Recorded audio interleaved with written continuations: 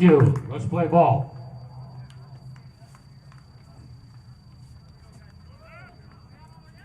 Play ball.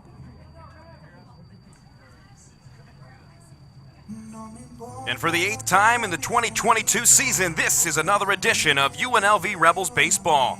Matt and Everett joining you from Earl E. Wilson Stadium on the campus of UNLV on a picture-perfect Tuesday afternoon for some interconference matchup. It's UNLV welcoming in the Utes of Utah, formerly of the Mountain West, now in the Pac-12.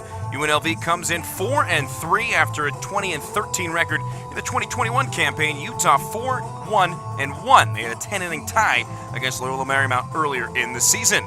The Rebels rocking the black tops, christening them here at home. For the very first time, it's Sam Simon, the freshman right-hander out of Centennial High School here in Las Vegas, towing the slab, making his first appearance of the 2022 campaign. Simon, the freshman right-hander, getting things going. First, let's take a look at the Utah lineup, led by their first-year skipper, Gary Henderson. It's his third year with the club, but his first year at the helm. The center fielder, Carter Booth, will lead things off with Kai Roberts batting second and playing left field. Chase Anderson batting third, playing third, with the powerful Alex Beza batting in the cleanup role, playing at first base. It's Jaden Kiernan, the catcher, batting fifth, with the DH TJ Clarkson batting behind him. Shortstop Matt Richardson will hit seventh, with Landon Fry, the second baseman, his double play partner up the middle, hitting behind him. And the sophomore Zane Scansey will round out the lineup for Henderson and the Utes. Just about underway, and as mentioned, an absolutely picture-perfect day. The season debut of Sam Simon, the 6'3", 200-pounder, right here from Las Vegas. It's Eric Bajani doing the catching. Squats down behind home plate. It's Anthony Prater, home plate umpire, signaling to Simon, who works exclusively out of the stretch. First pitch from Simon, down and inside in a right-on-right matchup, and we are underway here at 2:06 on a Tuesday afternoon. This is a one-off game. Utah will travel to Cal State Bakersfield following, and then a matchup against Fresno State later in the week. Simon's 1-0 is swung on and hit well in the air to left field. Drifting back is Krizik, left fielder at the track. At the wall, he leaps. It's off the wall, back into the field of play. Rounding second and slamming on the brakes is Booth. Carter Booth leads the game off with a double off the top of the wall in left center field. Krizik gave it a shot, about as good an effort as he could have given. That ball bounced high just in front of the 375-foot marker. So a leadoff double puts Booth on second with Kai Roberts, the left fielder, batting from the left side with a runner on and nobody out here in the top of the first inning. Prater, the home plate umpire, back behind the dish. Andrew Birkby on the first base bag. Travis Roberts currently stationed on the right side of second base with Tim Resch towing the third base line behind the bag. His shortstop, Gianni Horvat, near the base, keeping an eye on Booth. Squaring to bunt, dropping it down the third base side is Roberts. They're going to let it roll foul. Scooped up by Diego Alarcon in foul territory for a strike. It's Hank Zeisler making his 8th start of the year at first base with Adarian Williams to his right at second. Preseason All-Mountain West selection Williams also making his 8th start. The outfield from left to right, Austin Krizik, Rylan Charles, and Jason Sharman. Older of the two Sharman brothers on the roster out and right. Rounding out the starting 9 for Stan Stolte here in his 12th season at the helm of the UNLV program. No wind to speak of here on this 79-degree Tuesday afternoon. If anything, barely blowing out towards center field. 0-1 pitch misses just outside. Simon with some arm side run on a pitch that missed away from Roberts, who's 7 of his first 24 to start the year. Roberts wearing number 27, the 6'4", 210-pound sophomore, hailing from Lehigh, Utah, one of the top prospects in the state of Utah out of high school. Simon deals on 1-1, misses outside. 2 balls and 1 strike now from Sam Simon, making his season debut. Graduate of Centennial High School in the northwest part of Las Vegas. 3-year letter winner for the Bulldogs, who are more known for their basketball programs. Absolutely phenomenal, including on the women's side, Kim White, the head coach. A 2-1 fastball rides back in across home plate, called for a strike. Count 2 balls and 2 strikes to the Ute left fielder Roberts with Chase Anderson, the third baseman, awaiting on deck. The Utes in their scarlet red with the gray pants. UNLV, as mentioned, the debut of the Blacks, a sharp look with the white home pants. As Simon's 2-2 pitch is down and away. Bajani moving to the left to try to keep it in front of him. Bajani, another preseason All-Mountain West selection. Great behind the plate. Bajani hitting .231 to start the season. And Roberts, the team leader in home runs for the Utes. 2 bombs to go along with 9 RBIs. Here's the 3-2 payoff pitch. Swung on and missed. Roberts set down swinging for the first out of the top of the first inning. So far, so good for Sam Simon. A good job of following up the leadoff double with a swinging strikeout of Roberts for his first of the year. Runner in scoring position, though, threatening as Roberts set down on strikes. Brings up Chase Anderson, another right-handed batter, flipping it back to the third baseman. Second on the club with a .348 batting average. It'll be up to Darian Williams, the second baseman, to keep tabs on Booth off of second. Simon only works from the stretch. He deals high and inside to Anderson. 6'1", 220-pound grad student is Anderson out of Federal Way, Washington. Former Pacific Tiger batting with 1 out here in the top of the first inning. 1-0 pitch, slapped the other way. Drifting back is Sharman. Sharman's at the track. He reaches up and makes the catch. Tagging from second, heading to third is Booth. He'll be in without a throw. Anderson flies out, but does the job, so to speak, moving the runner up 90 feet. That ball off the bat of a right-handed hitter tailing towards the line. Tough play for Sharman. Alex Beza. Jason making his 5th start of the year, 6th overall appearance. Had that one off the bat. So Booth now on third with 2 down. 90 feet away as Alex Beza stands in from the left. Beza's the hitter to watch here for Utah. .391 average coming in, 9 of his first 23. Still looking for his first long ball of the year. This is a Ute team that does not homer much. Swings to the first pitch and fouls it out of play down the left field side. 5 home runs overall for Utah. Roberts has 2 of them. Rebels with 8. Alarcon and Zeisler leading with a pair apiece. Count 0-1 to Beza. One of 6 Utah players who've started every game so far. As he lashes another one out of play beyond the left side. Late on the fastball from Simon, who fires it into the low 90s. Comes from a pretty over-the-top arm angle. 6'3", 200-pounder. He's got what Major League scouts like to call a projectable frame. Long arms and legs as he comes set with the glove dropping to the belt. Here's the 0-2. Swing and a miss, strike 3. Leadoff double stranded on bases. Simon goes strikeout, fly out, strikeout to wrap up the top half of the first inning scoreless. It'll be Ryland Charles batting first against David Watson when we return in the bottom of the first inning here from Earl E. Wilson Stadium.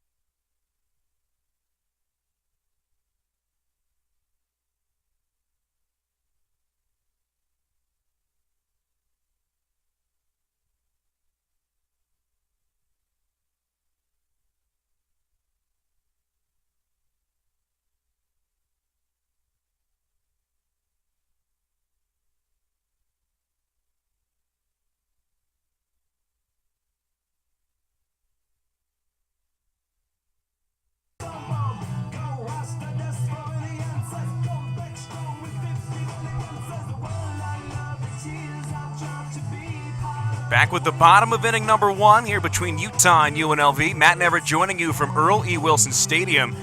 A picture-perfect blue sky Tuesday afternoon as Sam Simon was able to strand a leadoff double on base. He got Kai Roberts, the top prospect on the team, to strike out. Then got Chase Anderson to fly out, and then got Alex Beza, the top hitter overall in the lineup, to strike out swinging on a high fastball. Simon, so far so good in his season debut. Down at third base. Brings up Ryland Charles to lead things off for UNLV. The Reno-born freshman playing in center field with James Gamble Still not in the lineup here. Austin Krizik waiting on deck. The left fielder batting second with Diego Alarcon batting third and playing third. On the bump for Utah, David Watson, a right-hander in his 5th year with the program, deals outside to get it underway. 1 ball, no strikes to Charles. Hank Zeisler will bat in the cleanup role and play at first base, I should say, with Joey Walls, the DH, batting 5th today for Stan Stolte. 1-0 pitch, riding down and away, called for ball 2 to Charles. Finishing out the lineup for UNLV, Adarian Williams bats 6th, plays second. Eric Bajani, the catcher, hitting in the 7th spot. Jason Sharman in right, batting 8th with Gianni Horvat, the reigning freshman of the week in the Mountain West, playing it short and batting 9th. Charles takes a pitch down and inside in a right-on-left matchup to get us underway. Is count 3 balls and no strikes to Rylan, who's off to a blazing hot start here in 2022. .412 batting average for the sophomore rather. Watching all the way on 3-0, takes a fastball riding outside from Watson, making his 3rd outing, first start of the 2022 campaign. We'll deal from the full windup here on 3-1. Charles watches another strike, nicely placed on the outer half by Watson. Stands 6 feet tall, 200 pounds. Redshirt junior out of Valencia, California, transferred from Gateway Community College.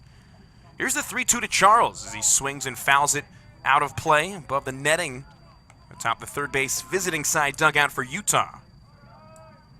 It's Jaden Kiernan doing the catching this afternoon for Gary Henderson's club with Alex Beza at first. Chase Anderson opposite him at third. He's shaded deep. Here comes the 3-2 payoff. Charles fists this one into shallow center. Charging is Carter Booth. It'll drop in front of the outfielder for a leadoff single for Rylan Charles. His 15th hit of the year puts a Rebel on base to lead off the bottom of the first inning. The left fielder, number 47, Austin Krizik.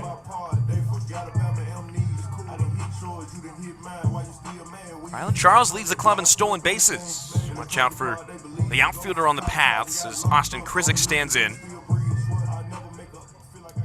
Slow start to the year, 6 of 29. Krizik definitely a streaky batter. When he gets hot, watch out. First pitch is slider. Comes in through the front door over the inside. Called for strike 1 to Krizik. Middle infield for Utah. Double play depth. The shortstop Matt Richardson and the second baseman Landon Fry. The outfield left to right. Kai Roberts, Carter Booth, and Zane Scansey. Another breaking ball inside. The catcher Kiernan with a nice pick on the short hop. Watson is making his 33rd career appearance for Utah in his 5th year for the club. This is his 18th start. Coming into the day 5-8 with a 5.58 ERA. Just over 111 innings. 1-1 pitch to Krizik, rides inside. Austin dropped the hands, thought about it, thought better of it, wisely so, as it's called a ball inside. Over those 111 and 1/3 innings prior to today, Watson, 84 strikeouts, 47 walks. A lot of balls in play against the right-hander. Charles breaks from first. Krizik pops one up and foul ground on the first base side. Heading towards the fence and watching it bounce foul and out of play will be the first baseman, Beza. So the count now 2 balls and 2 strikes to Austin Krizik. The Rebels coming off of a pretty successful weekend. 3 wins in 3 games. Wins against Hawaii and then 2 against San Diego. Down to the Toreros 2-1 on Friday, 16-9 on Sunday. Quick throw goes to first base. Charles called out. Leaning towards second as Charles picked off by Watson for the first out of the first inning. So Krizik now batting with nobody on and 1 out on the board. Watson will go back to the full windup. Here's his 2-2. Krizik laid around but fouls it out of play down the right field side. Now Watson showing no aversion to throwing that breaking ball on any count. He's been featuring it inside to Krizik. No batting gloves in the old school look for Krizik, a sophomore out of Centennial High School here in Vegas. Here comes another 2-2. Pitch way high, way out. The catcher having to spring up out of the squat to keep it in front of him. 3 balls, 2 strikes, 1 out in descending order on the video board in left field. It's the first of 6 games in a week's time for the Rebels. Here's the 3-2 payoff. Inside, called for strike 3. Krizik flipped the bat, was heading down to first base. Instead, a called strike 3. Krizik punched out for the second out of the bottom of the first. The third baseman, Number 6, Diego Alarcon. Brings up Diego Alarcon, trying to jumpstart something here in the first. Alarcon tied with Hank Zeisler, who's awaiting on deck for the team lead in home runs with 2.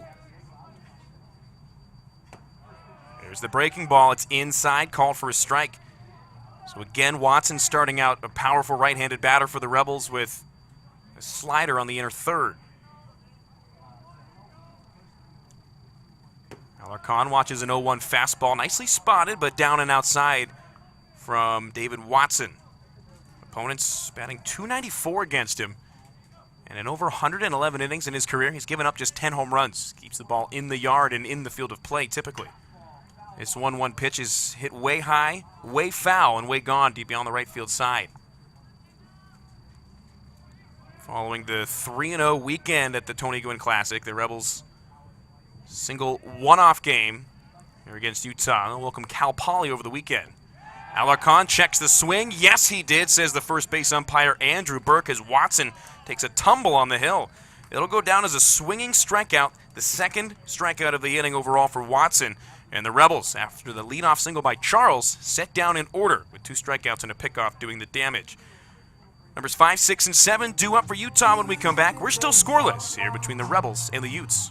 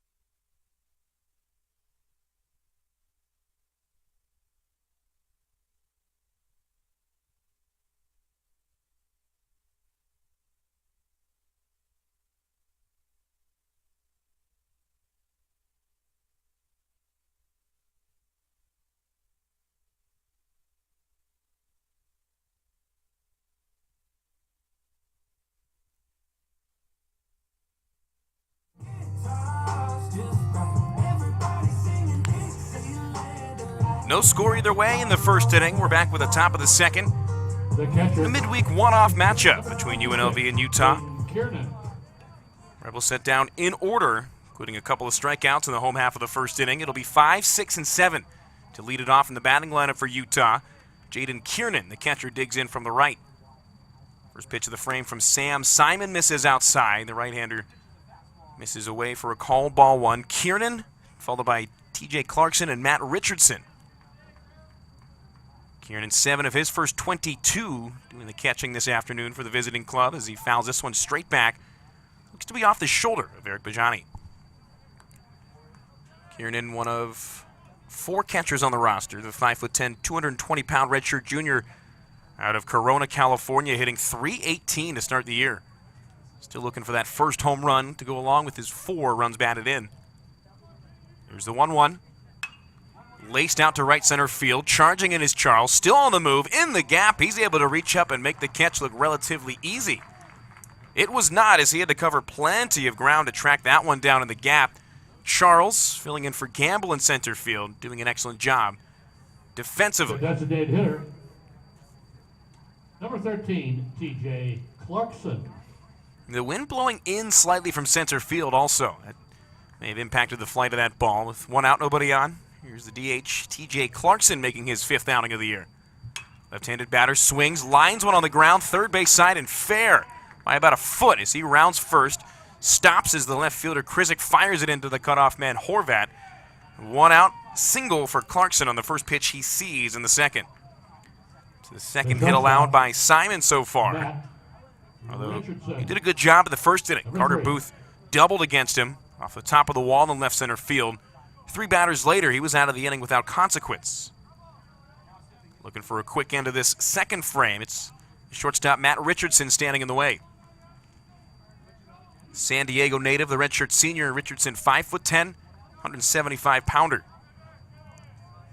Alarcon, even with the bag at third, is the first pitch just outside, calling for ball 1. Richardson with 4 hits in his first 22 at-bats. Mentioned it during the last half inning, one of 6 Utah players that have started all 6 previous games. Runner fakes his steal. Diving is Alarcon at third on the ground ball. It's off his mitt and into left field. That'll go as a base hit for Richardson. Back-to-back singles, putting runners on first and second base with 1 down. Double play active now anywhere in the infield. Number 9, Landon Fry. That's exactly what you want if you're Sam Simon there. The result wasn't necessarily what he was hoping for, but you just want to get a ground ball. And if they hit it sharply, they're actually an easier bet to turn the double play. Less time out of the box. Second baseman Landon Fry stepping in. Right-handed batter making his 5th start of the year. Simon looks to second, deals to the dish. A fading breaking ball outside as Bajani smothers it in the left-handed batter's box. Fry is one of a trio of Utes getting the start in a midweek non-conference matchup that don't typically start, or at least have not through the first 6 games. They'll call time. It's Fry along with TJ Clarkson, the DH, standing on second base. Zane Scansey waiting on deck, has not started a game yet this year. He's played in 8, though, or rather last year. He hasn't played in the game at all this year. Scansey making his debut, awaiting on deck. 1-0 pitch, grounded to short. Horvat, the feed to the bag at second. Williams' throw to first is in time. An inning-ending 6-4-3 twin killing wipes out a pair of 1-out singles, and Sam Simon has done a great job of wiggling his way out of danger through the first 2 innings with base runners on, but nothing to show for it each time for Utah. We'll be back with the bottom of the second. Hank Zeisler to lead things off as the middle third of the Rebel order gets it going. Still no score.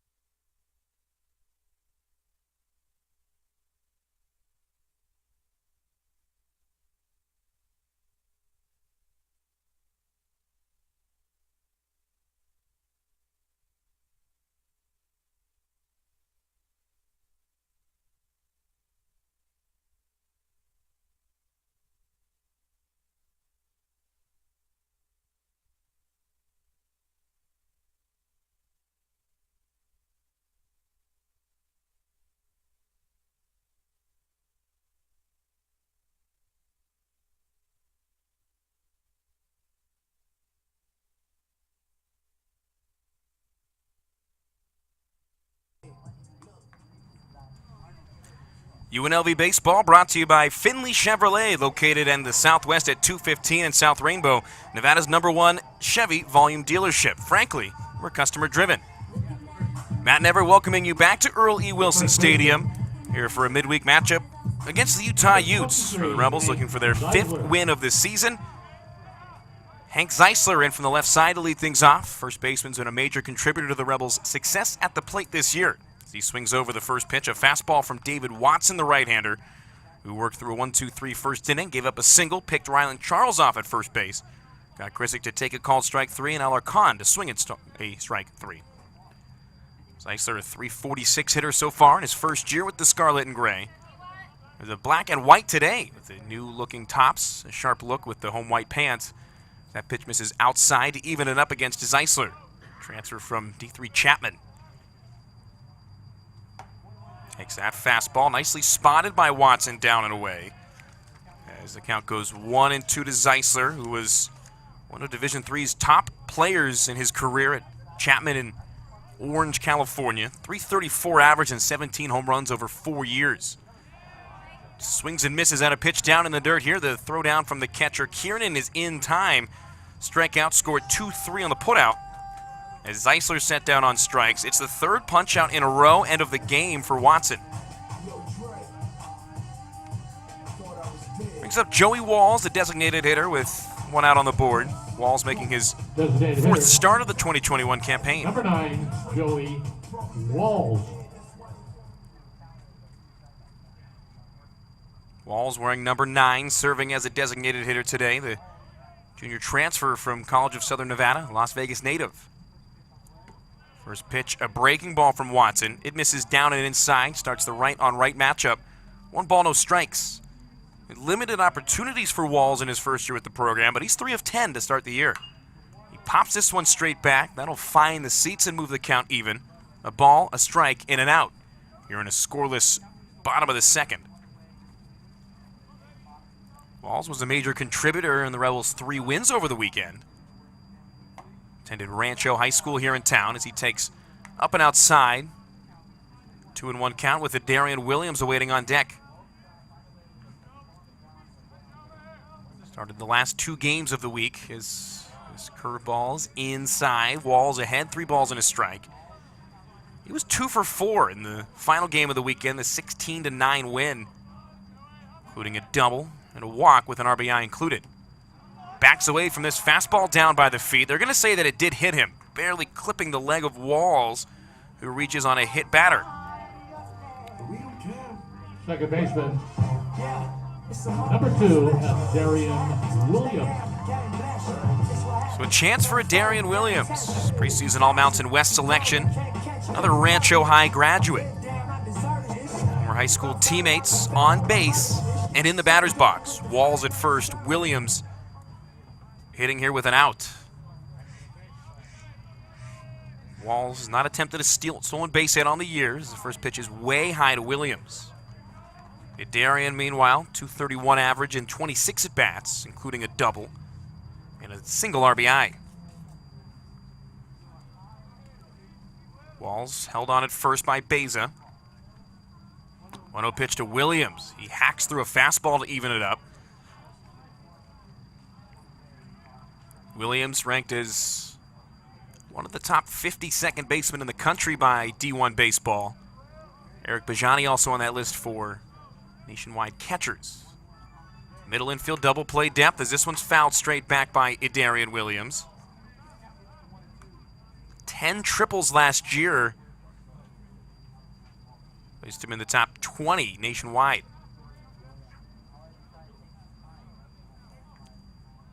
Count a ball and 2 strikes to the Rebel second baseman. Watson turns and fires to first. Back in head first and safely is Walls. Williams with the tweeners, we'll call them. The pants pulled up about halfway up the calf, the old school look with the white sanitary socks and the black stirrups.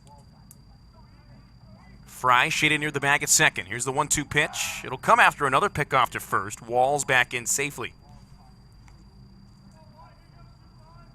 The Rebels with 5 stolen bases and 6 tries on the year. Charles has 2 of them. James Gamble's 3 for 3. He did all of that in the opening weekend. Now the 1-2 pitch is the fastball way down and way outside. Williams has been highly touted in his entire career here with the Rebels. Was on the Collegiate Baseball Freshman All-America team in 2019. Swings and hits this one off the end of the bat. Charging is the shortstop Richardson. His only throw is going to be to first base. It's in time as Walls advances up to second. Williams with a cap shot that rolled right to Richardson, but he had to charge. Knew from the jump that that was going to be his only throw to first. Williams retired for the second out. Catcher, number 5, Eric Bajani.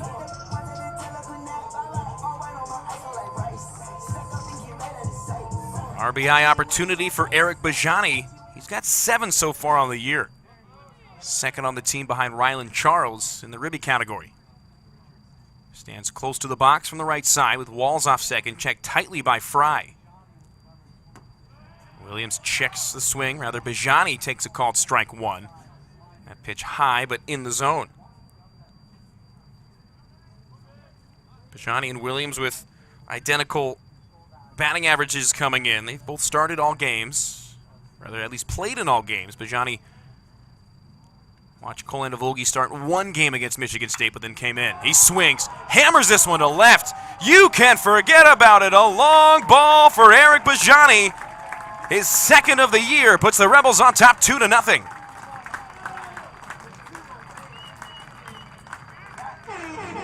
Off the bat, you knew it was going to be fair, and you knew it was going to be gone. Number 2 on the year for Bajani with an absolute moonshot to straightaway left field, and the Rebels have a 2-0 lead here in the home half of the second. the right fielder, 35, Jason Sharman. First home run on the year allowed by Watson. Just the 11th in over 112 innings in his career with Utah.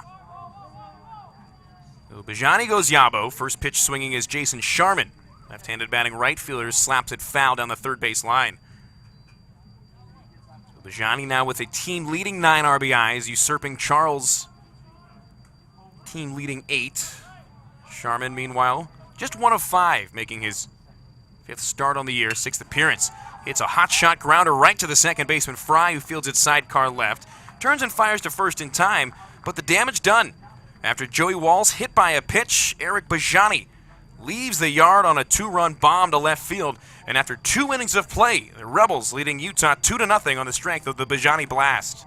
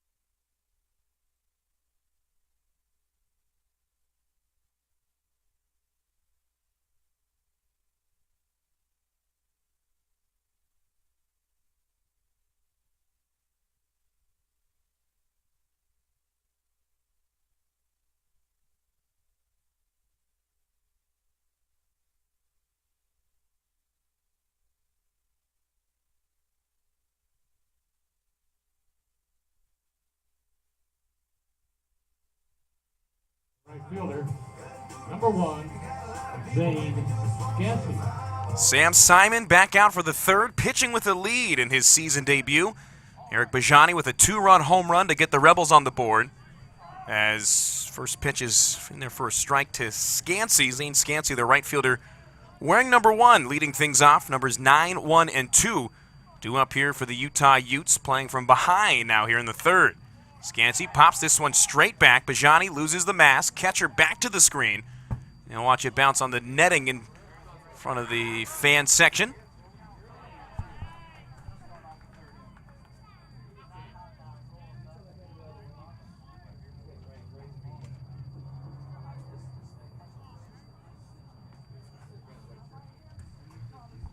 Scansey making his 2022 debut. Made just 8 at-bats as a freshman, including 3 strikeouts. That pitch way upstairs, 0-2 waste from Simon. Watched by Scansey, wearing number 1. Scansey, the 6-foot-tall sophomore out of Gig Harbor, Washington. Eric Bajani's 2-run home run, the only difference in the game so far, is this 1-2 pitch is tapped straight back to the screen. Scansey lives to see another one.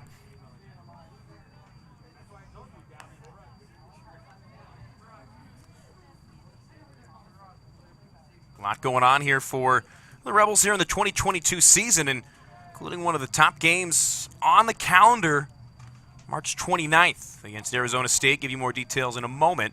The 1-2. Swung on and missed. Fastball inside, blown by the number 9 batter, as Sam Simon strikes out his 3rd Ute of the game. Center fielder. Brings us back to the top of the lineup, and Carter Booth, who doubled to left center in his last time up.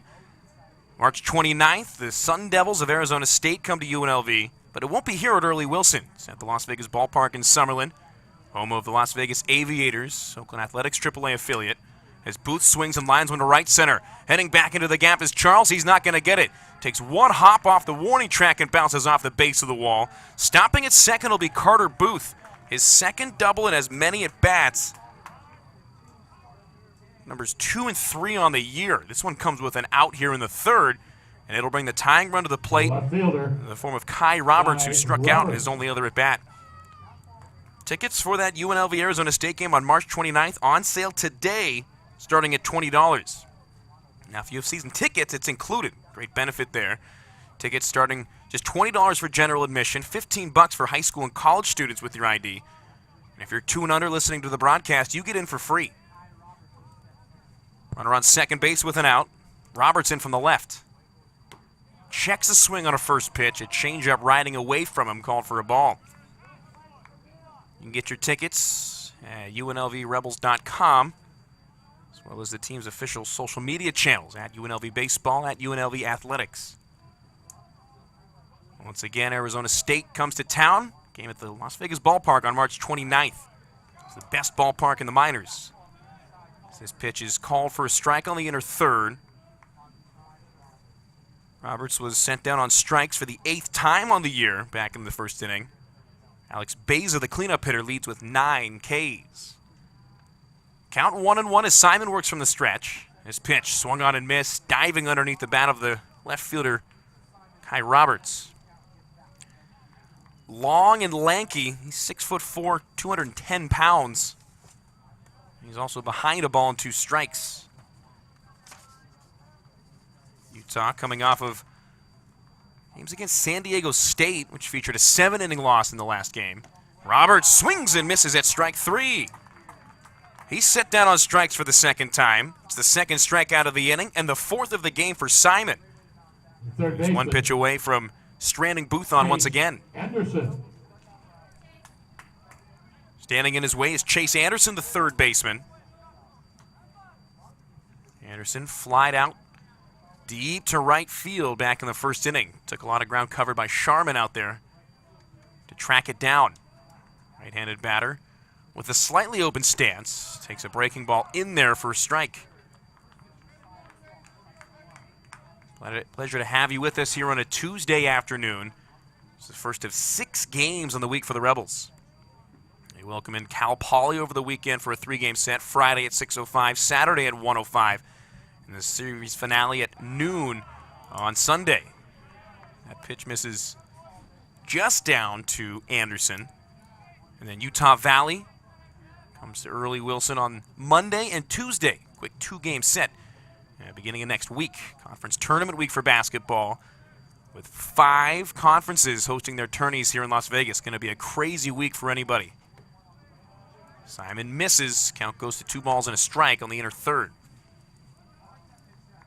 Mountain West, obviously, with their conference tournament about a half a mile to our west of the Thomas and Mack Center. Pac-12 at T-Mobile.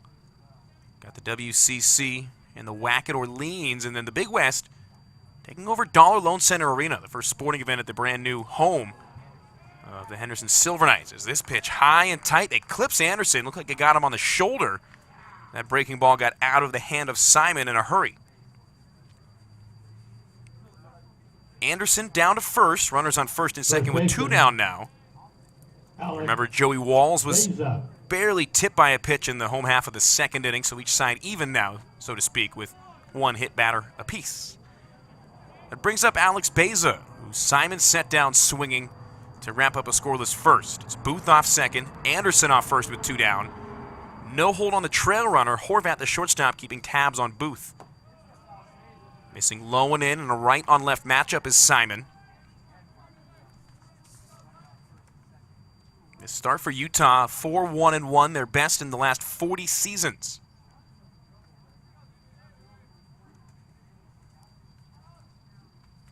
Hot start in the first year as the head coach for Gary Anderson. He's in his 3rd year with the program. His pitch missing outside. Was the associate head coach over the last 2 years under longtime skipper Bill Kinneberg. Simon's behind Beza, 2 balls and no strikes. A good hitter's count for the slugging first baseman.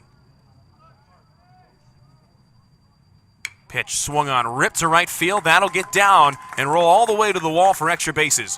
1 run scores. Anderson held up at 3rd as the throw from Sharman's cut off by Darian Williams. And Utah on the board. A Beza double gives him his 3rd RBI of the year. Scores Booth from 2nd. Moves Anderson up 2 bases from 1st to 3rd. Here still with 2 down. Rebels still on top, but the lead cut in half. 2-1 the score.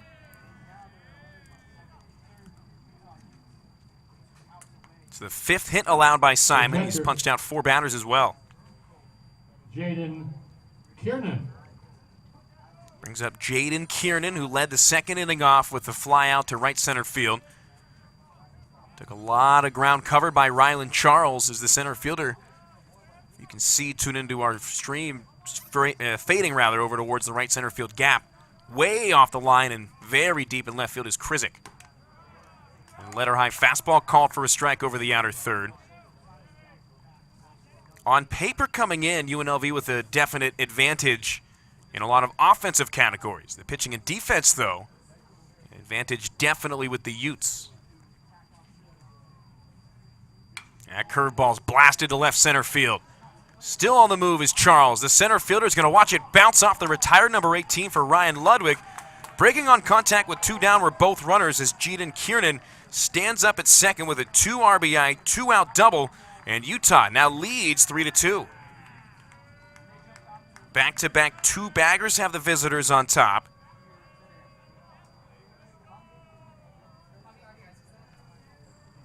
Kiernan with a pair of RBIs. As both runners score there, so 3 across in the inning. Beza drove in one of them with a double. Kiernan followed him up with another 2 RBIs and a double of his own. 3rd double of the inning brings up TJ Clarkson with the runner on second. Still 2 down. UNLV now trails by a run. Left-handed batter takes the changeup that misses outside.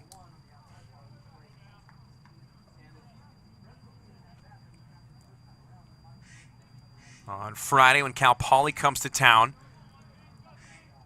get your tickets at UNLVtickets.com. This one's popped straight back. Clarkson singled in his only other trip to the plate. Deposited one into right field off of Simon in his first outing of the year. Former Centennial Bulldog trying to limit the damage here in the 3rd. This one's popped up, foul ground left side. Third baseman Alarcon's going to run out of room. Nice grab made by a fan on one hop. Clarkson, the designated hitter, with his 3rd hit of the year in the 2nd inning. This is a ball club that only bats .268 coming in. I say only because UNLV entered .294 on the team batting average. Here's Simon's 1-2 pitch, way high. Bajani jumping up out of the squat to keep it in front of him as the count goes even. The Rebels in 50 more at-bats coming in. They had played an extra game. 8 home runs to 5.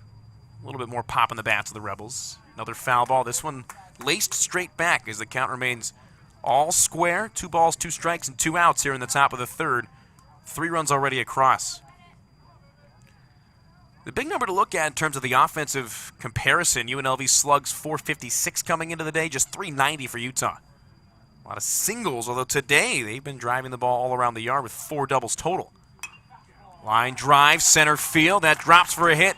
Rounding third, getting the wave to the plate is Kiernan, as the catcher scores without a throw.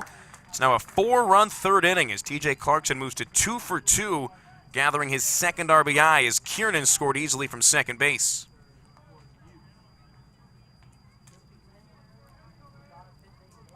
Four runs on 4 hits in the inning. Matt Richardson. The Utes now doubling up the Rebels 4-2. 7th batter of the inning. Make it the 8th. It's Matt Richardson. So we started off with a Zane Scansey strikeout. Kai Roberts struck out 2 batters later.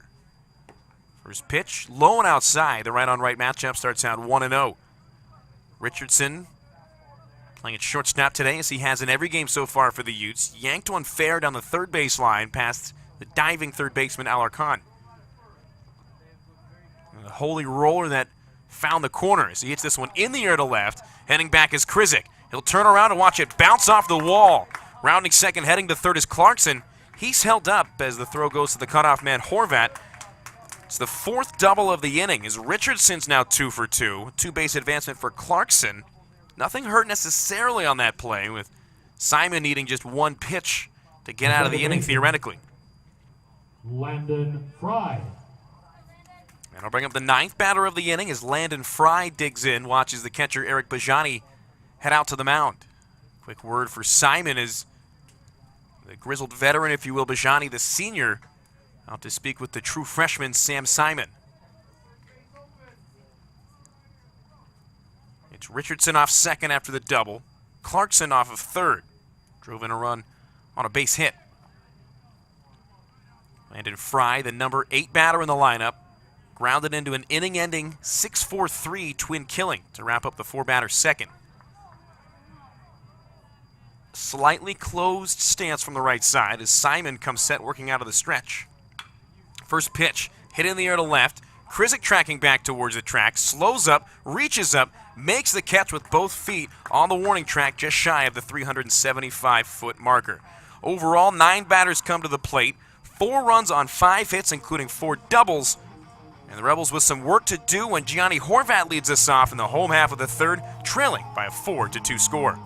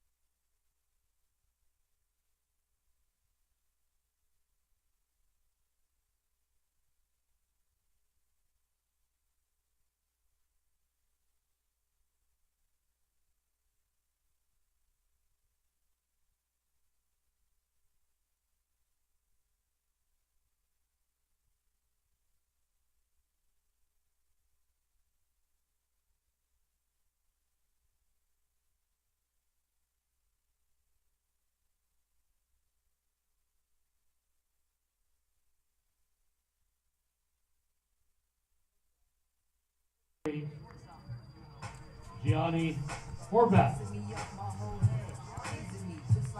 Matt Neverett welcoming you back here for the home half of the third inning in a one-off Tuesday matchup between Utah and UNLV. 4 runs on 5 hits in the top of the inning for the visitors, with David Watson pitching with a lead for the first time. His first pitch is in for a called strike to Gianni Horvat, the number 9 batter, the freshman shortstop, leading things off, making his first plate appearance here in the home half of the third for Stan Stolte's ball club. The 0-1 is ripped straight back to the screen. Horvat behind 0-2. Horvat, the reigning, defending Mountain West Freshman of the Week, named yesterday by the conference, following the perfect weekend in San Diego. He's behind 0-2 as Watson deals from the full windup. That one skips past the catcher, Kiernan. Nobody on, nobody out. They'll let it go with the harmless ball 1. Overall, in the top of the third inning, it was a 2-strikeout frame for Simon, but he gave up 4 doubles among 5 hits. He also hit a batter. Horvat takes a called ball in the dirt, watching all the way. Horvat only started 1 game of the weekend. It was Sunday's matchup against San Diego, but he played in all 3. Batted .571 on the weekend with 4 hits, an RBI and a walk. Also had a great defensive weekend. He takes that pitch just below the knees, called for a ball. 3-2 to get his first at-bat started. Horvat did not make an error in 4 chances over 3 games. Again, only started 1 of them. Swings late, pops it up down the first base line. Heading back is the second baseman, Fry. Called off by the right fielder, he drops it. Horvat speeding around second. He's heading for third. Held up by Kevin Higgins as that was off the glove of Shane Scansey. Scansey called off the second baseman, Fry, nice and early, and just kind of lost it. Off the bat of the right-handed hitter, similar to the ball in the air in the first inning by Chase Anderson. That one's spinning towards the line and hooking as it just kind of kept moving on Fry. Center fielder, Rylan Charles. So Horvat reaches on a triple. I say Scansey had plenty of ground to cover there. Back at the top of the lineup, here's Rylan Charles. First pitch swinging, he drives it high in the air to center field. Plenty deep enough with the runner Horvat tagging up at third. Center fielder Booth makes the catch just in front of the warning track as Horvat advances home. Score that one a sacrifice fly for Charles, RBI number 9 on the year to tie him with Bajani for the team lead. Horvat showing what the hustle will do for you. The left fielder, Austin Krissick. Went from what looked like a relatively easy fly out to a triple and a sac fly. 2 pitches later, a run scored.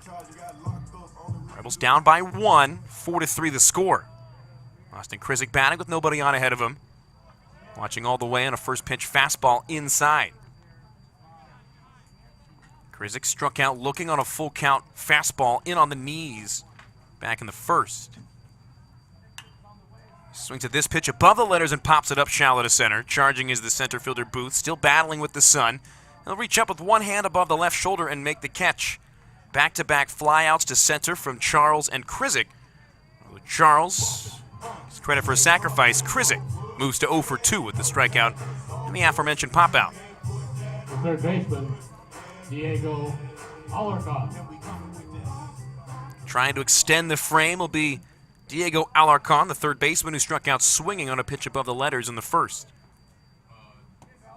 Watching this pitch at the knees, called for a strike by our home plate umpire Anthony Prater. They are going to rule the Horvat play as an error to the right fielder. Alarcon chops this one on the ground to third. Diving to his left is Anderson. The throw from the knees is high and up the line. Bats play ruled E9. I'd like to assume Alarcon would get the base hit there. Puts a runner on with 2 down. And the first actual hit of the inning. That'll bring up Hank Zeisler.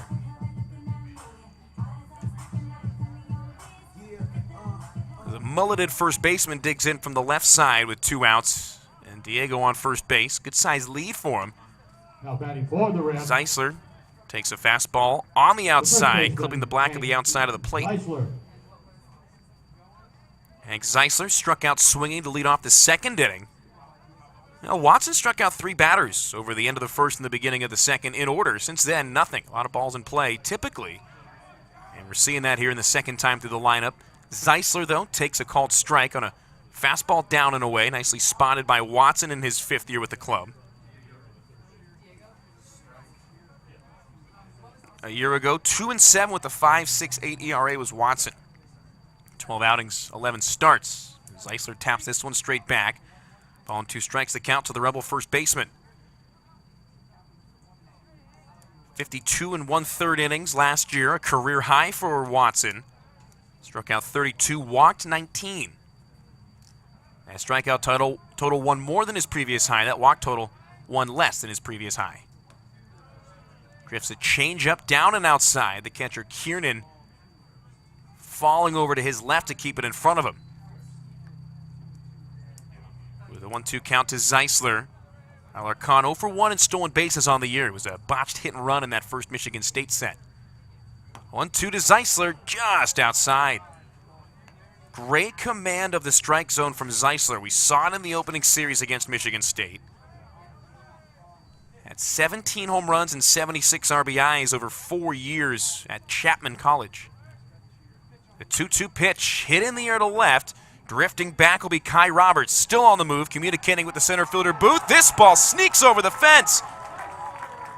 Hank Zeisler goes Apo Taco, and the Rebels back on top 5-4. Off the bat, that looked like a pop out deep to left center. It caught a jet stream with not a lot of wind to speak of today. Zeisler muscles it out to left center. And a back and forth game, seesaws back towards the Rebels. Joey Wall. How about it? Zeisler now with 8 ribbies on the year. That's his team-leading 3rd home run. Bajani with 2, Diego with 2. And that'll bring up Joey Walls, batting with the lead and nobody on.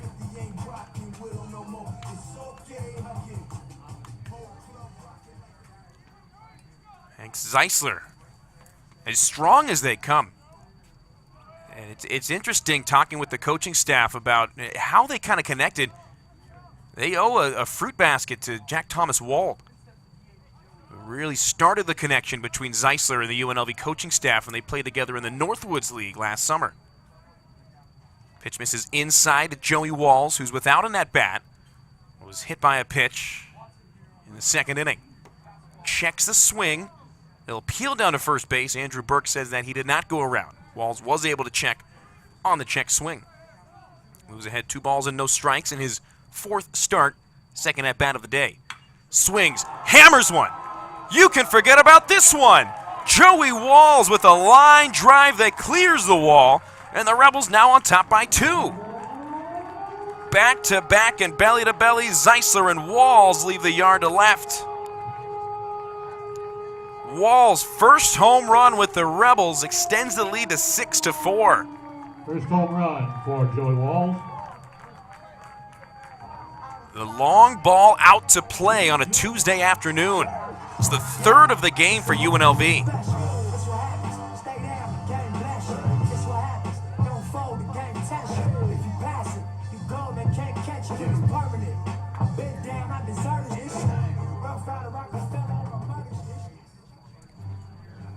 Here comes the manager, head coach Gary Henderson, out to meet atop the mound, and that'll do it for Watson. Watson bounced after giving up his 3rd home run of the game.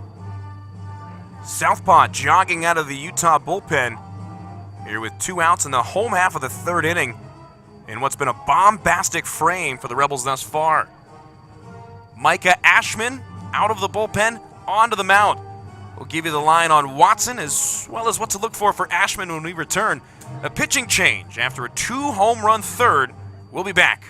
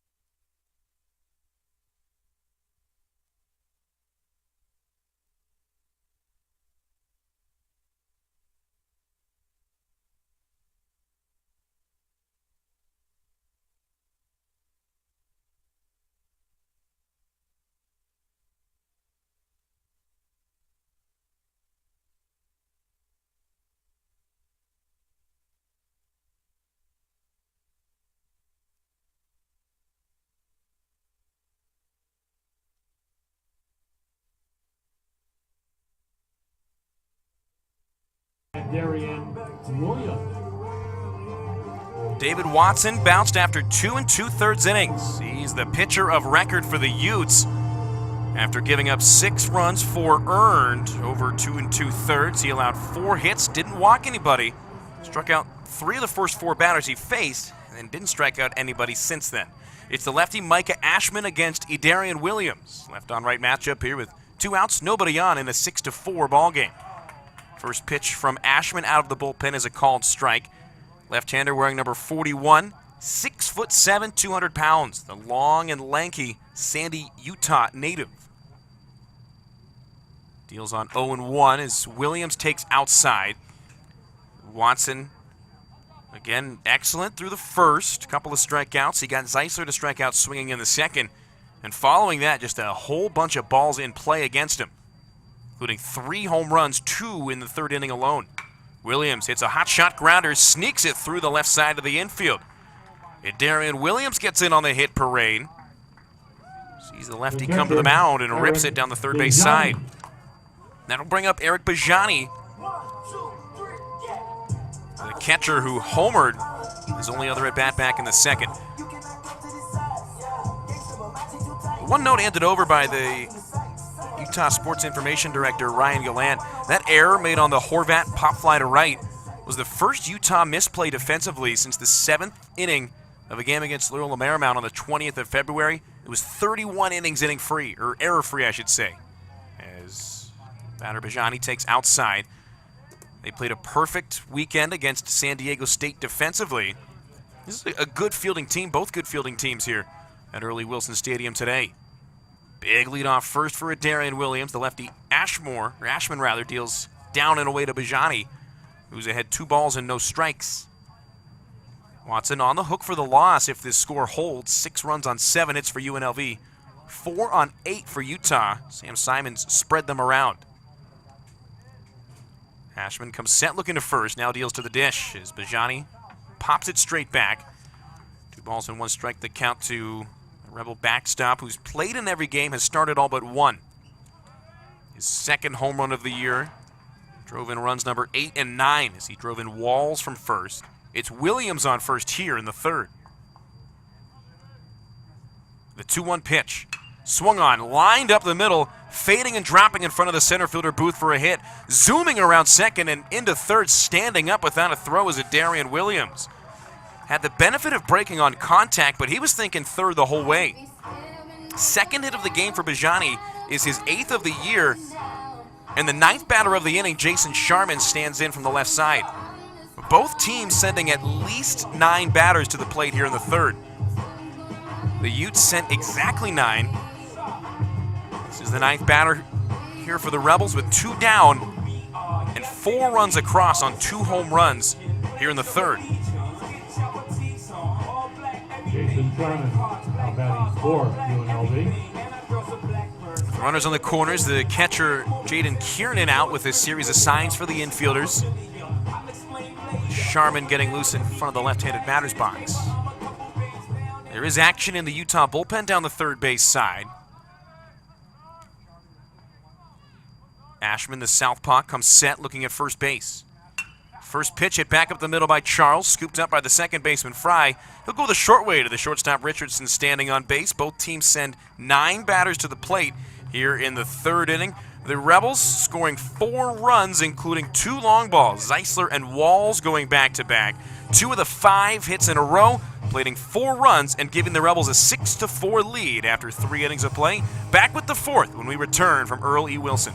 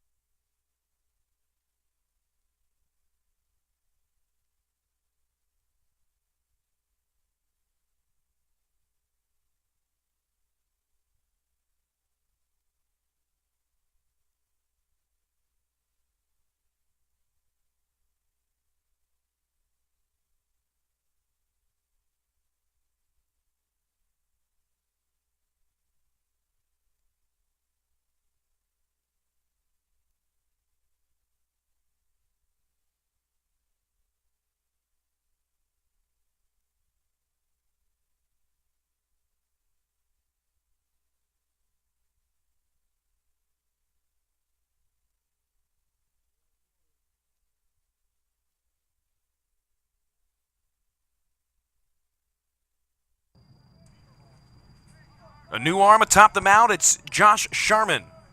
A left-hander coming in behind Sam Simon. Leading off will be Zane Scansey, who swings at the first pitch. The right fielder pops it up to straightaway center field. Rylan Charles, sticking up both hands, makes the catch in front of the face. 1 pitch for Sharman and 1 out. So far, so good. It cannot get any better. The Rebels jumping all over David Watson in the home half of the 3rd inning. They scored 4 runs, although they were all unearned after an error put Gianni Horvat on Next two batters Center recorded fielder. pop-outs. That means that all the action Carter in the Booth. bottom of the third inning was unearned.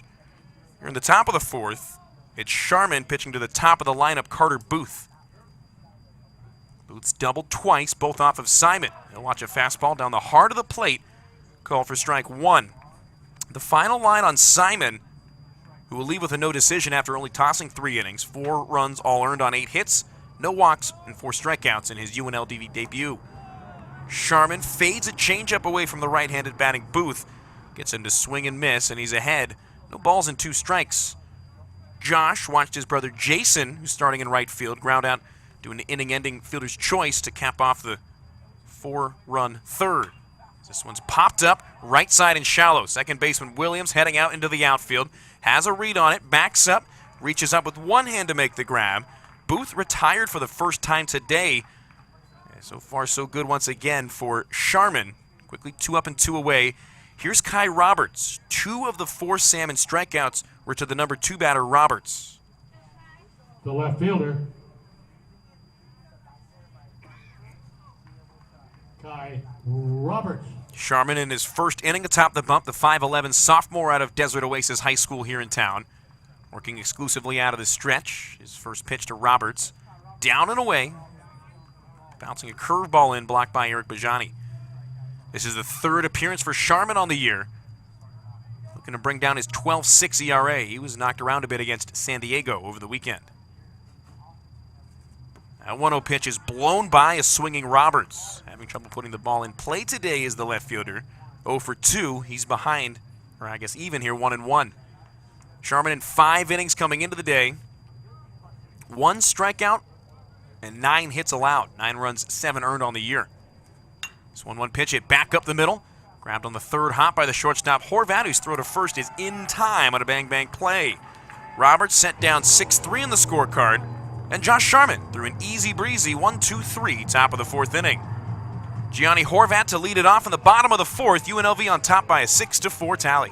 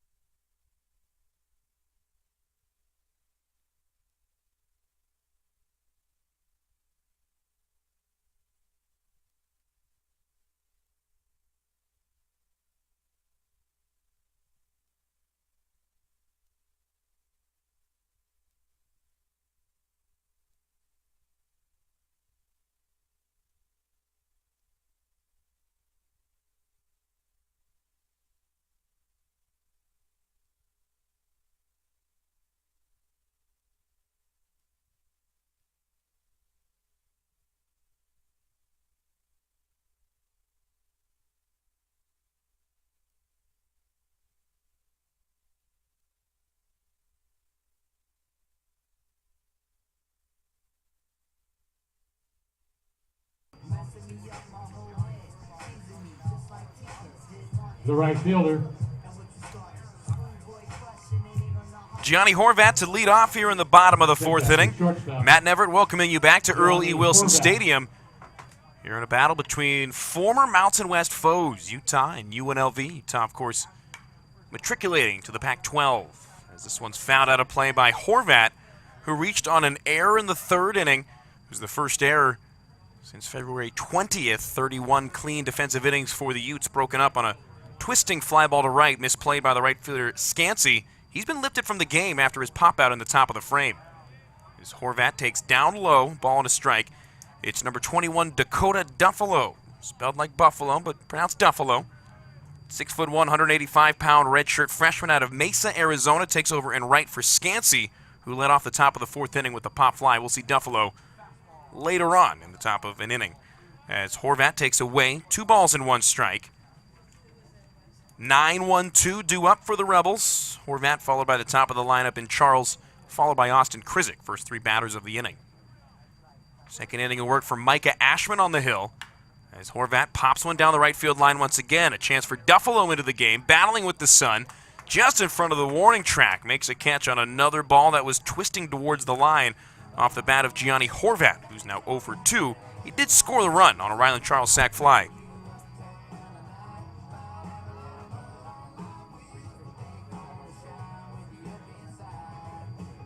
Center fielder, Ryland Charles.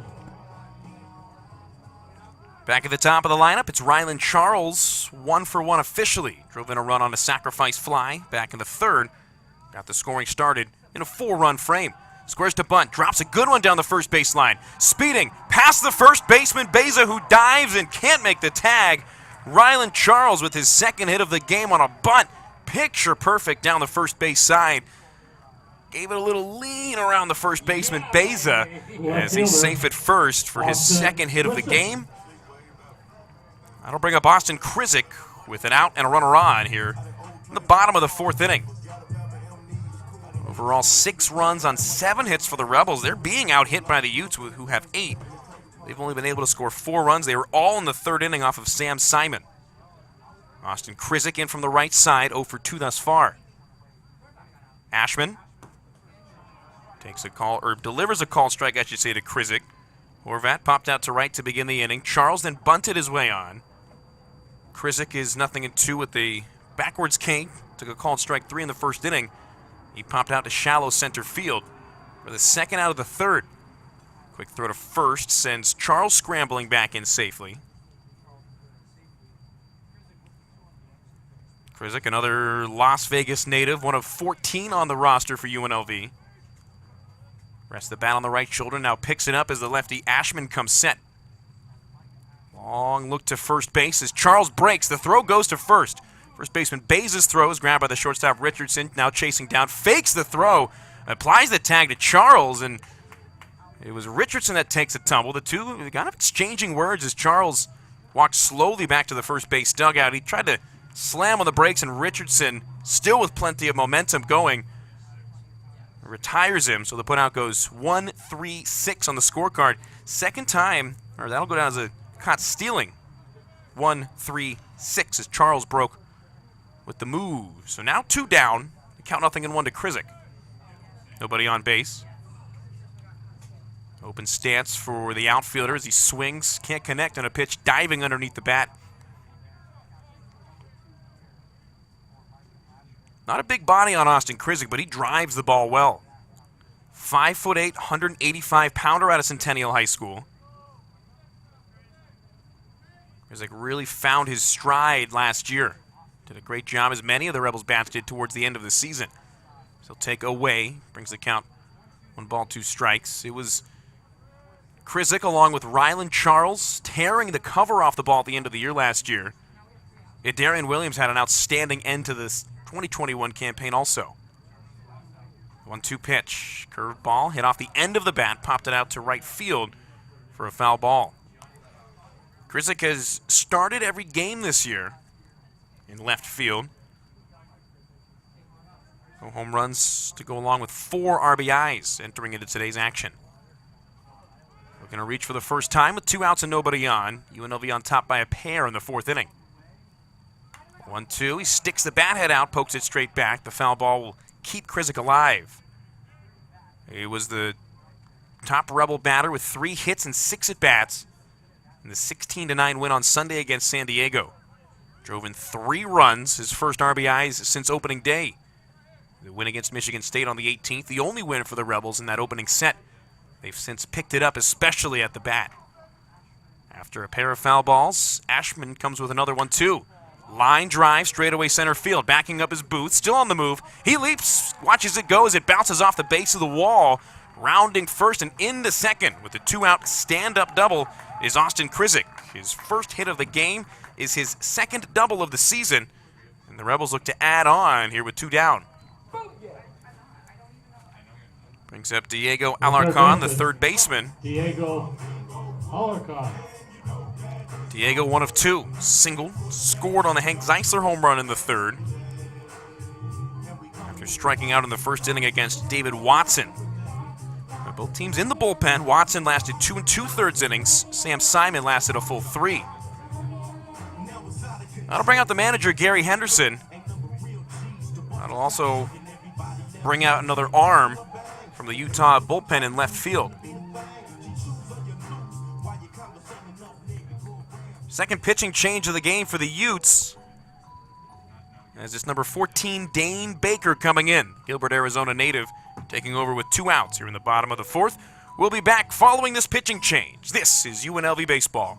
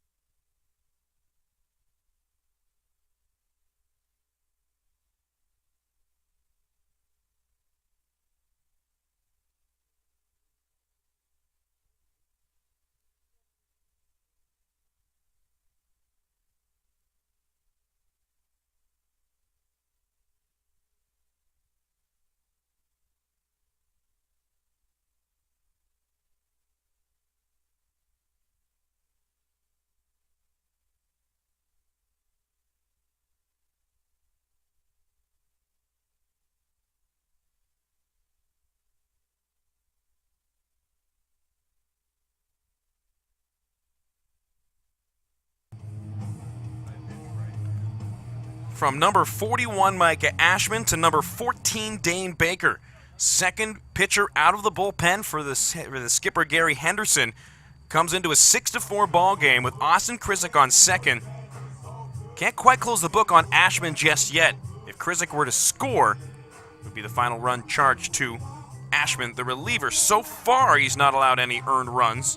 Inning in the 3rd for Ashman. He allowed 2 hits. Didn't walk anybody, didn't strike anybody out.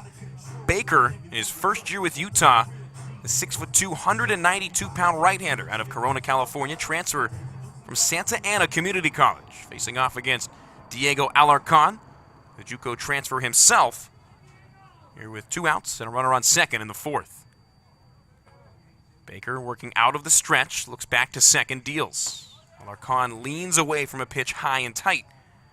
So again on Ashman, inning in a 3rd, 2 hits, no runs yet.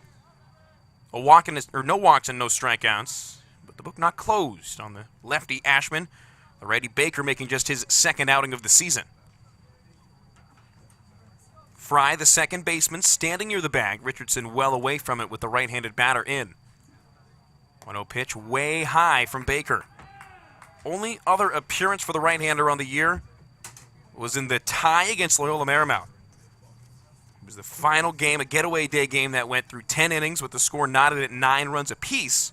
Both sides electing to call it a tie. Utah's record 4-1-1 coming into the day. Baker pitched in that game. Got through 2/3 of an inning and 6 pitches. A pair of balls in play, recording outs. Alarcon watches a called strike on the outside. A definite approach from Diego here in his 3rd at bat, facing off against the 2nd pitcher that he's faced in total. And waiting for Baker to throw him a strike out of the bullpen. He watched it there. Expect him to swing on anything close. Alarcon, definitely a free swinger from the right side. Baker working slowly, the 2-1 pitch. Nicely spotted on the outer 3rd. And the count of ball, might get 2 balls and 2 strikes with 2 outs and a runner on second with a 2-run lead in the bottom of the 4th inning. Deuces wild for Alarcon and the Rebels. Krizik doubled off the wall and straightaway center field was the final batter that Ashman was allowed to face. There is action in the Utah bullpen already. Baker's pitch. Taken outside, called for ball 3. Great plate discipline and command of the strike zone from Alarcon, who watched that pitch moving away from him. And the right-on-right matchup now full. 3 balls, 2 strikes, and 2 outs with Hank Zeisler waiting on deck. Diego hopes to bring him up here in the 4th as Baker takes the side from the catcher Kiernan. Comes set with the light tan glove dropping to the midriff. Looks to second. Now deals. Payoff pitch slapped high in the air, shallow to right field. Heading back is the first baseman, Beza. Second baseman, Fry, calls him off and makes a 2-hand grab above the head. Rebels threaten but are unable to capitalize here in the 4th inning. No runs on 2 hits with 1 man stranded on base. Through 4 innings full, the Rebels lead the Utes by a 6-4 score. Back with more when we return. This is UNLV Baseball.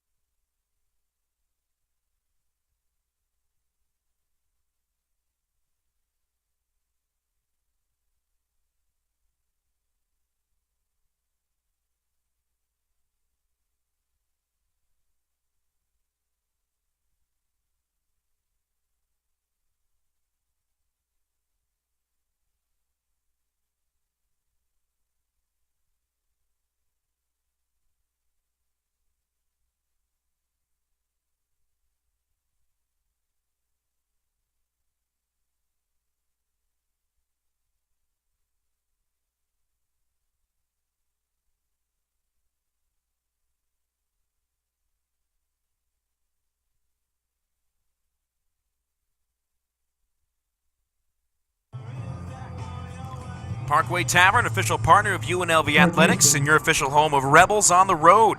With over 250 beers, 24/7 gaming, and 6 Valley locations, there's no better place to catch the game than Parkway Tavern. My favorite's the one on West Flamingo. Matt and Everett back at you from the top of the 5th inning. Utah trailing UNLV 6-4. First pitch in the 2nd inning of work for Josh Sharman. He's a tailing fastball running on the inside, called for a strike to the 3rd baseman Chase Anderson. Anderson 0 for 1, was hit by a pitch back in the 3rd. Also popped out to right in the 1st. Takes that pitch that just misses over the outside from Josh Sharman, making his 3rd outing of the year. 3-4-5 due up for Gary Henderson and the Utah Utes here in the 5th. It's been a back-and-forth game featuring a lot of balls in play. This one's right down the heart of the plate. Nice breaking pitch, called for strike 2. 1 ball, 2 strikes to Anderson. Anderson out of Federal Way, Washington. Watches Sharman, the Las Vegas native, come set and deal on 1-2. Ground ball left side, scooped up by Gianni Horvath. It's in and out of the glove. No throw to first. Tailor-made ground ball will be ruled an error by Horvath. It's his team-leading 4th of the season, albeit with the shortstop position, you typically get more chances than other players. Horvath commits the error. It's the first misplay of the game defensively for the Rebels. First baseman, and it puts the leadoff runner on. Alex Beza. So after the defensive misplay, that brings up Alex Beza. Sharman hopes to do it again. Induce a ground ball here. Rebels have already turned 1 double play to wrap up the 2nd off the bat of Landon Fry. Lefty Sharman deals and gets a swing and a miss on a changeup fading into the left-handed batting Beza. First baseman doubled, came around to score in the 3rd inning on the Jaden Kiernan 2-bagger. Beza also struck out swinging to wrap up the 1st against Sam Simon, who left with a no decision after his Rebel debut. 0-1 pitch as Sharman looks to first. Average lead for Anderson over there as Beza grounds one up the middle on a chopper. That one sneaks through on a big hop pass to Darian Williams. Rounding second, zooming into 3rd. In there standing up is Chase Anderson.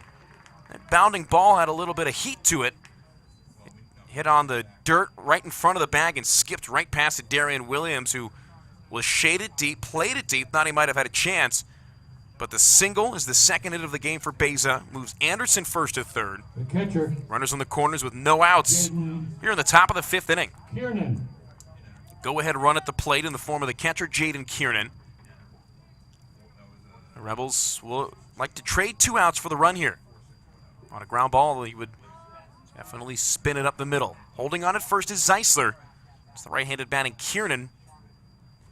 Checks the swing on the first pitch. Yes, he did, says the home plate umpire Anthony Prater on that bouncing ball as Sharman moves ahead 0-1.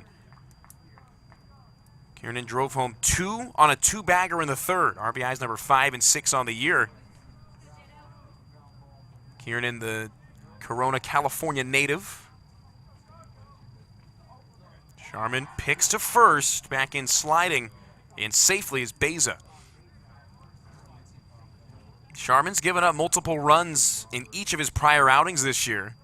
Allowed 5 runs, 3 earned in 3 innings against Michigan State in a loss back on the 20th. Took a no decision and giving up 4 runs in a 16-9 win over San Diego on Sunday. Kiernan slaps it straight back, clearing the seats, and moving the count to a ball and 2 strikes after the check swing on the ball in the dirt. No balls, 2 strikes the count. Waiting on deck is TJ Clarkson, who's 2 for 2. So the Sharman brothers both in the game. It's Josh on the mound towing the first base side of the rubber, and Jason and right shaded deep. Here's the 0-2 from Josh. Good piece of hitting there by Kiernan as he's able to sting it straight back. Jason the junior, Josh the sophomore.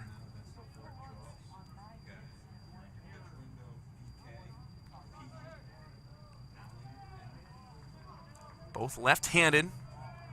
Both attended Desert Oasis High School. Both hit in high school. Another throw to first from Josh. Reading it all the way was Beza. He's back in standing. Josh and Jason, but before the year, it was kind of funny to say that Josh was actually the better hitter in high school. Jason was a better pitcher. And that kind of flipped as they got towards their final years of varsity ball at Desert Oasis. As Josh misses high, the lefty still ahead with the 1-ball, 2-strike count to Kiernan. He said as they got into their final years of high school, Josh took off pitching from the left side, if you will.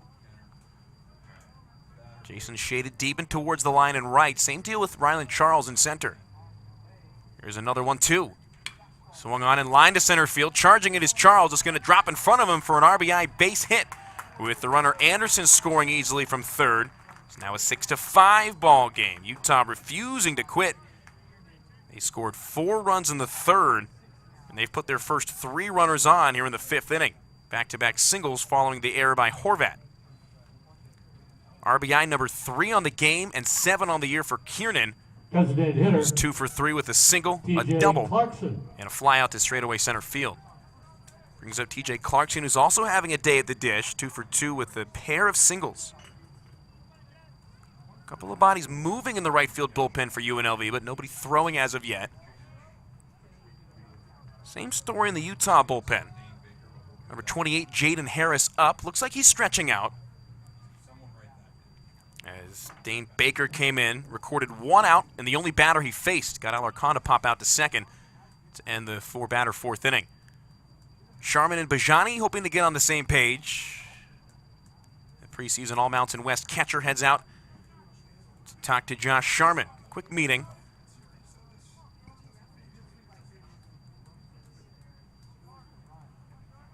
So 2 on with nobody out and a run across in the 5th inning. 6-5 the score.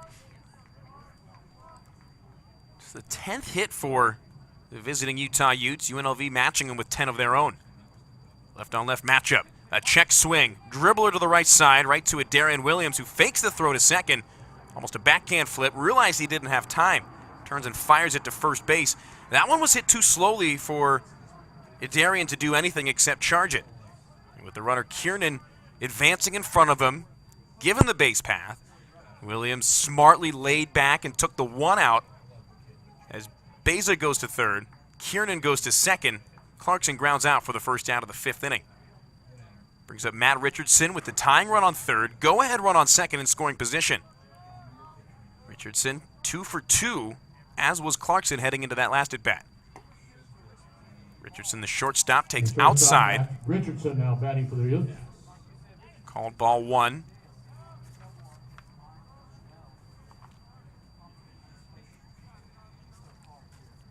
Richardson singled in the second, was one of 4 doubles allowed in the 3rd inning. leans into this one as it hits him on the leg. Richardson wearing the guard on the front leg. I think that's what it hit. Almost had a hard sound when it hit off the lower extremity. It will load the bases, but on the flip side, it also sets up an inning-ending double play on the ground if Sharman can get Fry to bounce into an inning-ending twin killing. A right-hander tossing for UNLV in the bullpen as the right-hander Fry steps in 0 for 2. Richardson off first, Kiernan off second, Beza off third with 1 out.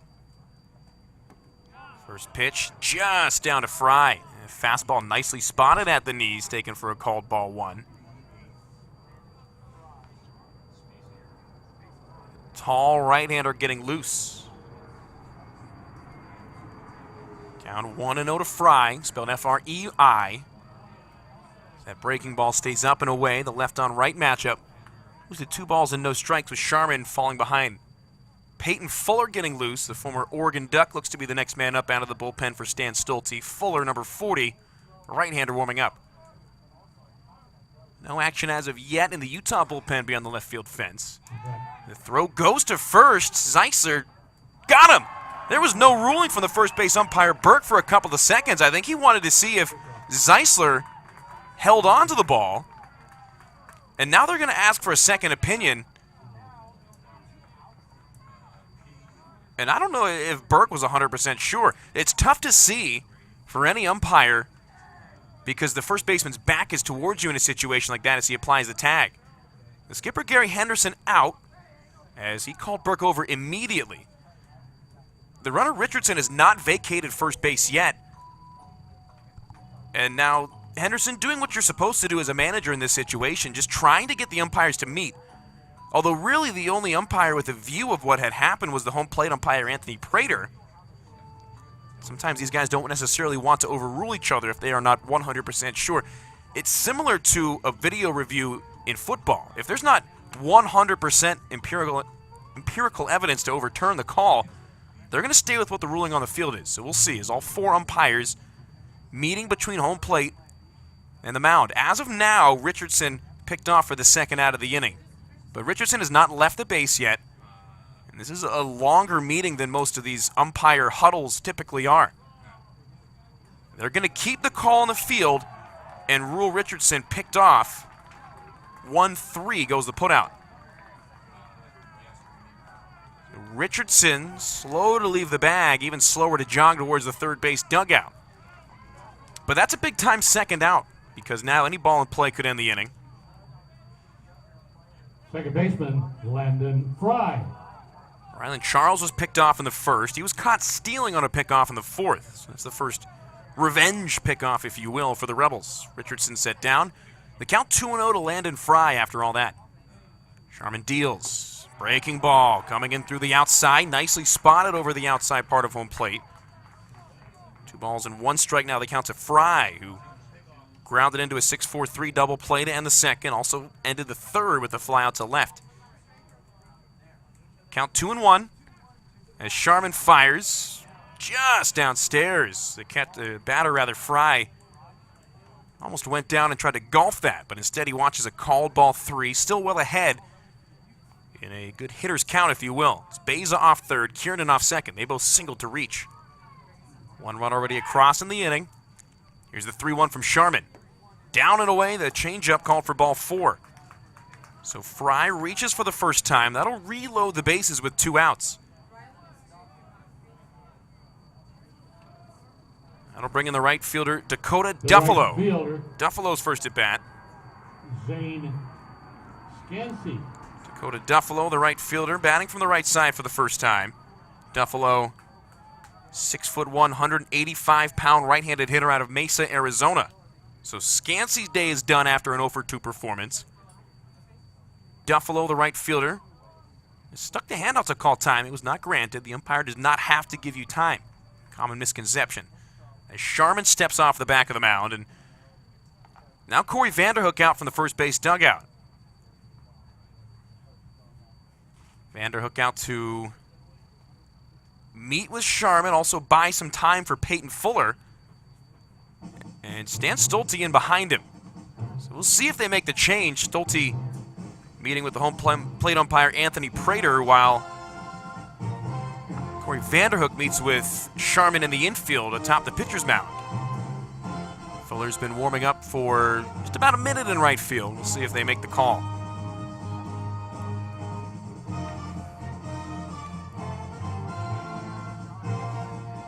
So Vanderhook leaves the huddle.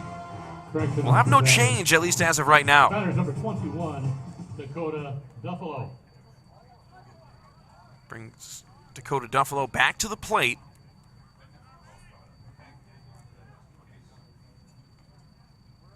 Again with the bases loaded, still with 2 down. Scansey, who was 0 for 2 lifted for a defensive replacement in the last half inning. So it's Dakota Duffalo in for the first time.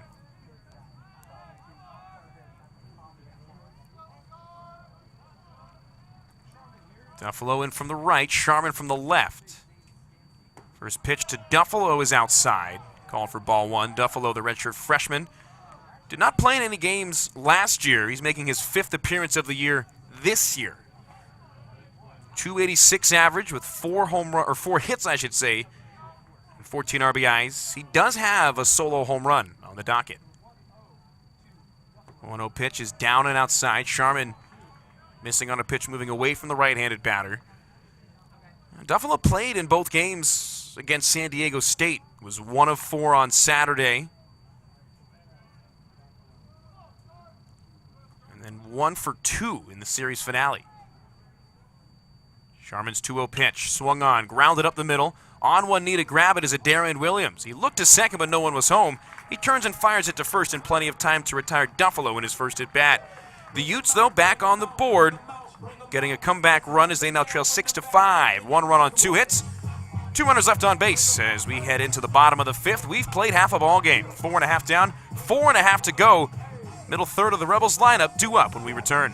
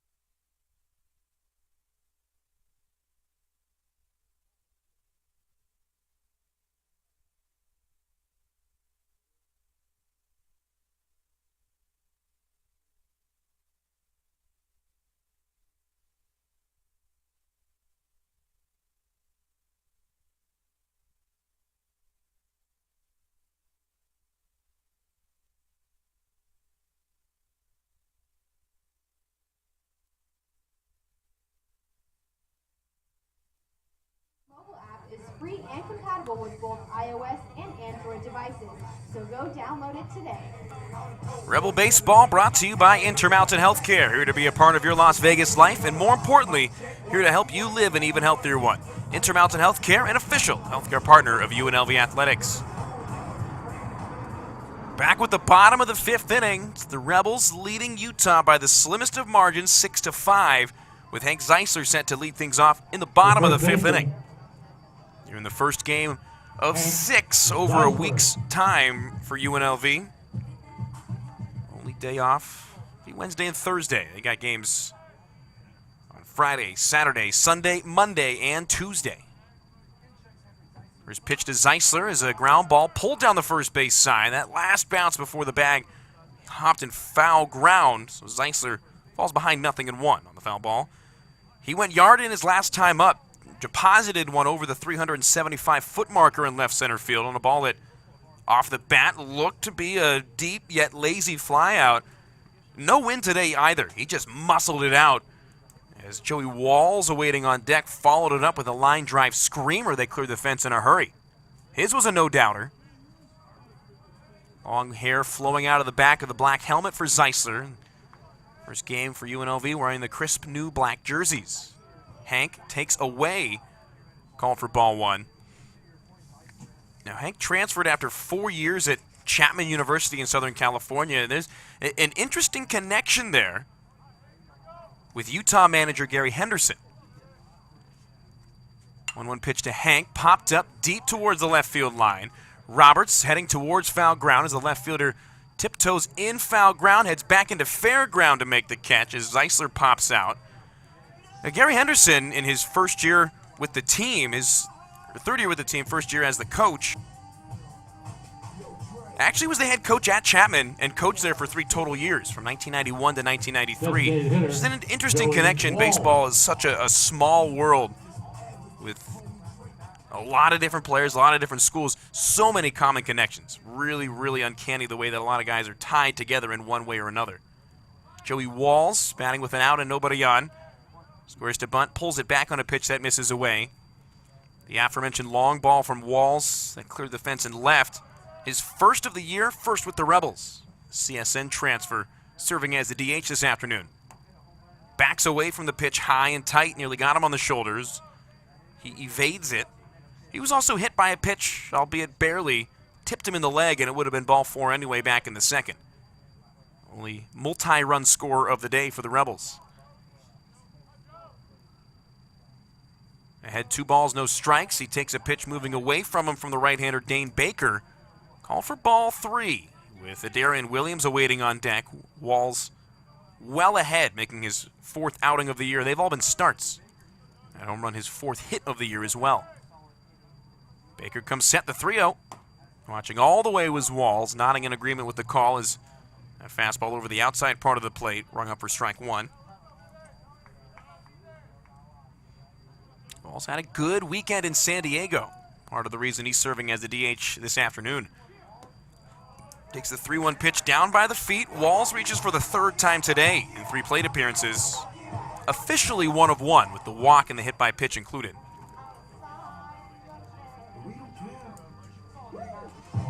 One out, one on. Here's Adarian Williams.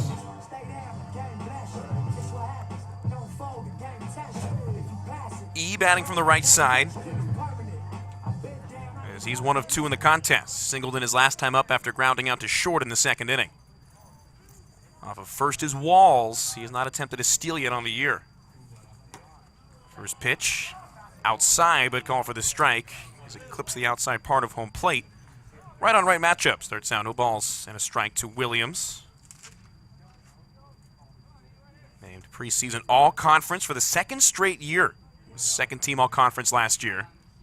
0-1 pitch, line through the left side of the infield for a base hit. Williams with his 2nd base hit in as many at-bats. Now 2 for 3 on the day. Advancing Walls up to 2nd base. Dangerous situation for Dane Baker with Eric Bajani standing in. Already left the yard once. Hoping to do it again. Bajani, perfect. 2 for 2 so far. Homered in the 2nd, got the Rebels started offensively. And then was the 5th of 5 straight hits as part of that 4-run 4th inning. 3rd inning, rather. Dane Baker comes set with 2 on. 2nd baseman Fry breaking towards the bag. Pitcher will step off. He'll reset. Umpire coming out from behind home plate to call time.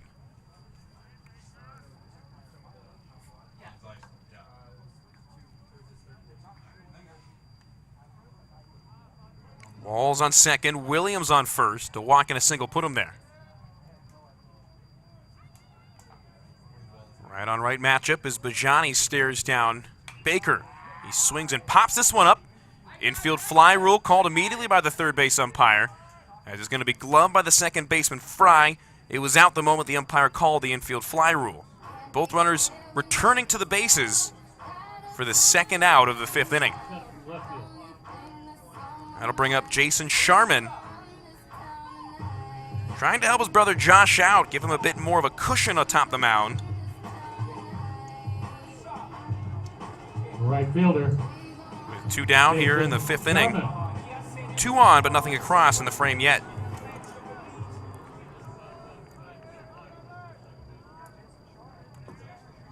Sharman's 0 for 2. He's grounded out twice, once into a fielder's choice and Wants a 4-3 ground out to end the second inning. Left-handed batter leans away from a first pitch that's in for a called strike. Sharman's making his 6th overall outing. He's come into a handful of games as a defensive replacement. This is just his 5th start in the 8th game of the year for the Rebels. Entering in 4-3, Utah enters 4-1-1 after a tie in a getaway day game against Loyola Marymount. Big leadoff first for Adarian Williams as this pitch misses inside to even the count at 1. Sharman is just 1 of 7 to start the year, and this is a deep outfield. With James Gamble expected back in the near future, it's about a 6-man deep outfield at any given time. Although Ryland Charles absolutely has earned a start every day, either in center or right. We'll say that much. 1-1 pitch, swung on, hit in the air left field, twisting towards foul ground. Roberts, the left fielder, eyes it up in fair territory, reaches up to make the catch. Rebels put 2 runners on, but 3 flyouts get them down in the bottom of the 5th inning overall. No runs on 1 hit, 2 men left on base. Through 5 innings full, a 6-5 lead for UNLV. Top of the lineup to get it going for Utah. This is UNLV Baseball.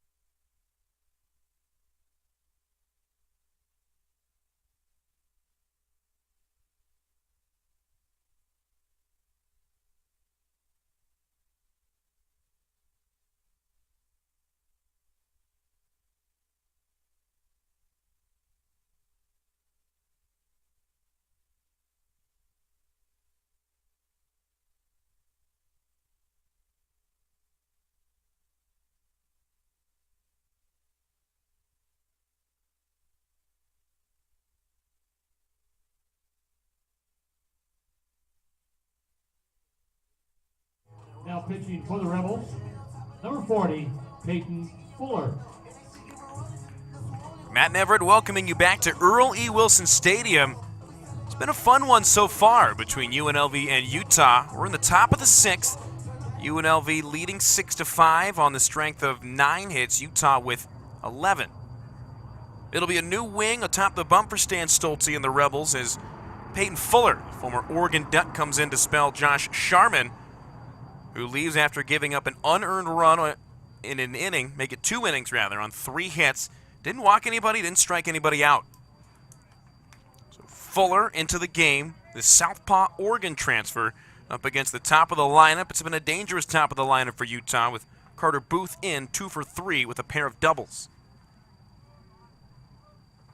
First pitch from Fuller is just off the outside, called for a ball.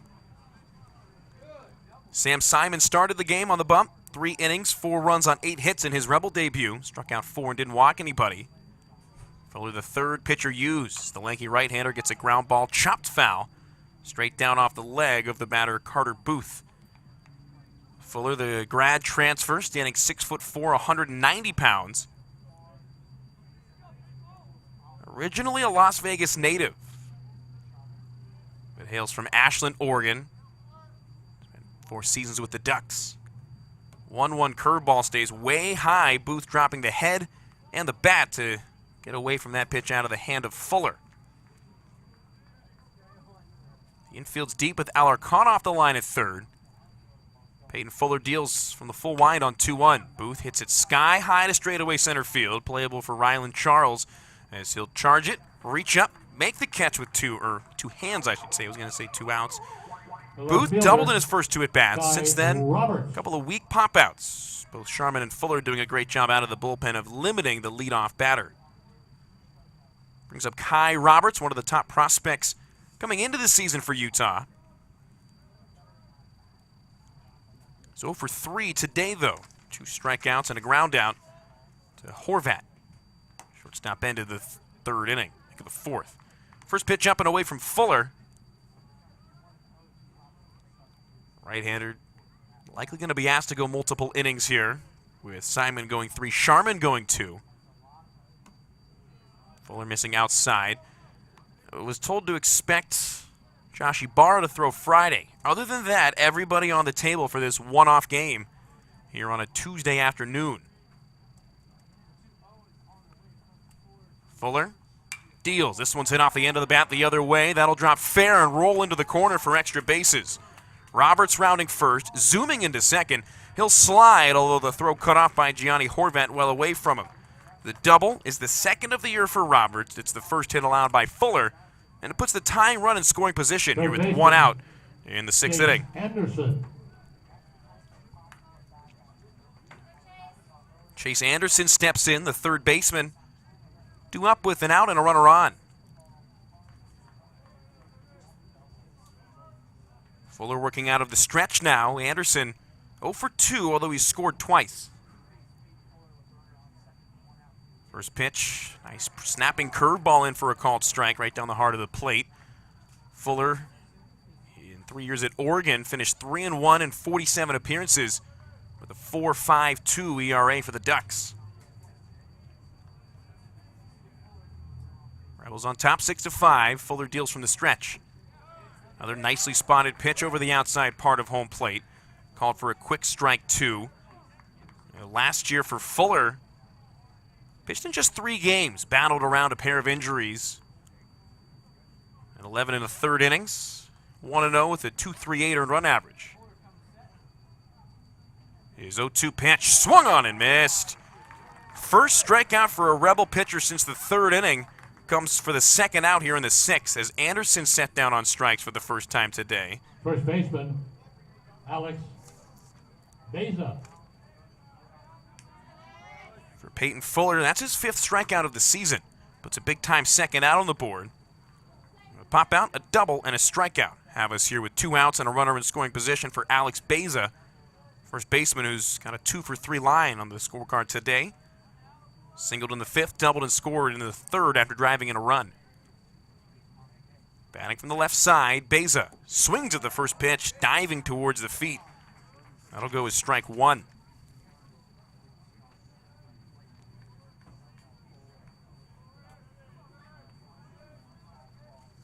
Beza, big body in from the left side, standing 6'4", 230 pounds. Fuller looks to second, deals to the dish as he misses outside to even up the count. Beza, the Hawaii transfer. Rebels squared off against the Rainbow Warriors on Saturday and continue their perfect weekend. It was the second win of 3 and a 9-3 victory at Tony Gwynn Stadium in San Diego. Counts all square at 1 as Fuller misses down and away with that pitch, a fastball called for ball 2. Lanky right-hander Peyton Fuller making just his 2nd outing of the year. Took the loss in a game against Michigan State in that opening series back on the 20th. It was the 3rd game of 4 in the series. 11-7, Spartans defeated the Rebels. Misses down and away here, and the right-on-left matchup goes to 3 balls and a strike. Fuller was the 3rd pitcher used out of 5 that appeared in the game, 6 that were ready to go. Came in after Joey Acosta and gave up 4 runs over 2 1/3 innings. Took the loss in that 11-7 defeat. Dropped the Rebels to 1-3. They have not lost a game since then. Here's his 3-1. Swung on, grounded right side and through. Getting the wave from third will be Roberts. The throw from the right fielder Sharman goes over the cutoff man. A couple of hops bounced in front of Eric Bajani. Roberts scores. We're all tied up at 6. Alex Beza with his 2nd run-scoring hit of the day. RBI number 4 on the year has us back where we started, all square. The catcher, The inning has gone fly out, double, strikeout, single for Fuller. A run on 2 hits, and a man on base. for Jaden Kiernan, who, much like Beza coming into this plate appearance, was 2 for 3. Kiernan, the catcher, with 3 RBIs, though, including 2 on a double in the third. Fuller starts him out with a fastball high, called for strike 1.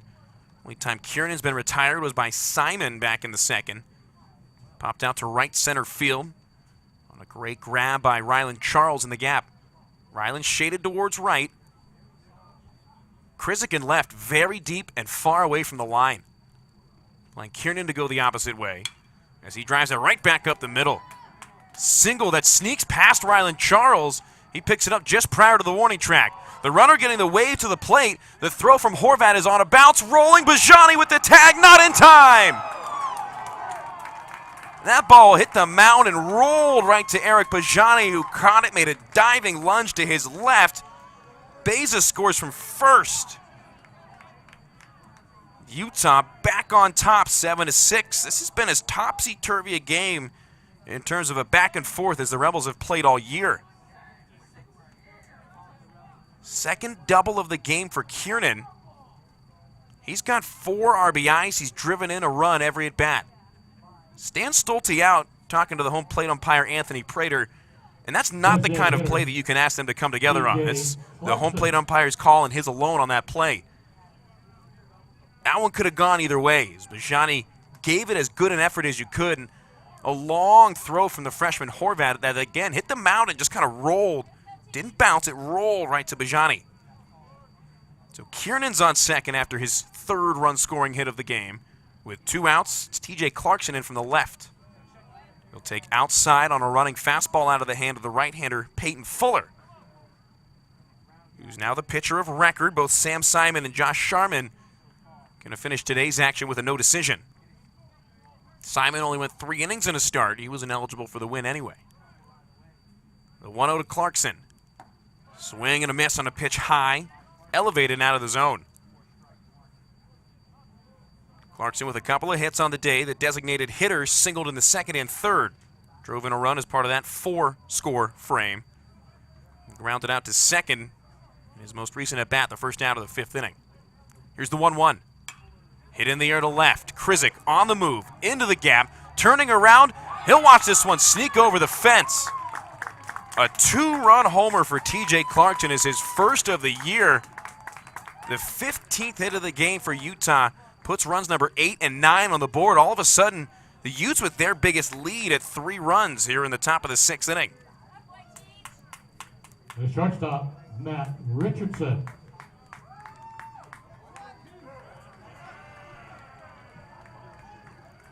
Third hit of the game for TJ Clarkson. Just snuck over that left field fence. Similar look to the Hank Zeisler home run back in the 3rd inning.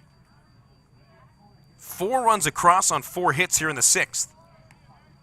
Brings in Matt Richardson with nobody on and 2 outs on the board. He'll take a called strike 1 to get the AB started.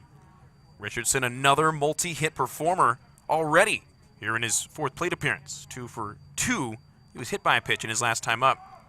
Fuller spins a curveball through the top of the strike zone, tumbling through for a called strike 2. Quickly 0-2. Fuller hoping to limit the damage here in the 6th. The Utes have scored in bunches this afternoon. This one tapped straight back, just able to get a piece of it, is the Utah shortstop, who singled in the 2nd, doubled in the 3rd, and then, as I mentioned, was hit by the pitch in the 5th inning.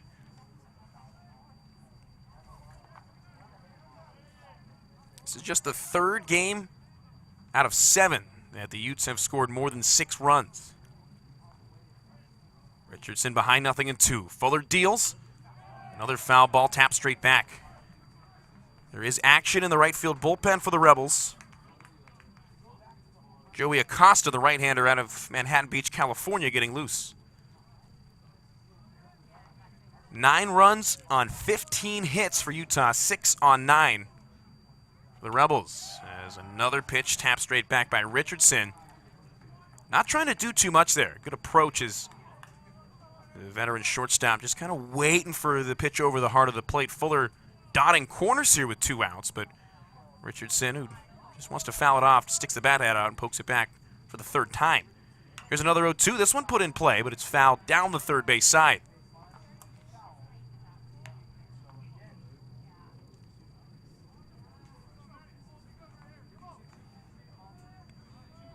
In the bottom of the 6th inning, it'll be Gianni Horvat leading off for the 3rd time. He's led off an inning in all 3 of his at-bats. Got to get there first. Here's the 0-2. Swung on and missed. That'll retire the side, but not before the Utes score 4 runs on 4 hits, including a 2-run bomb for TJ Clarkson. And the visitors on top and expanding their lead. A 9-6 deficit is what the Rebels are going to face with Horvat, Charles, and Krizik. The first 3 batters due up. Don't go anywhere. You're tuned in to UNLV Baseball.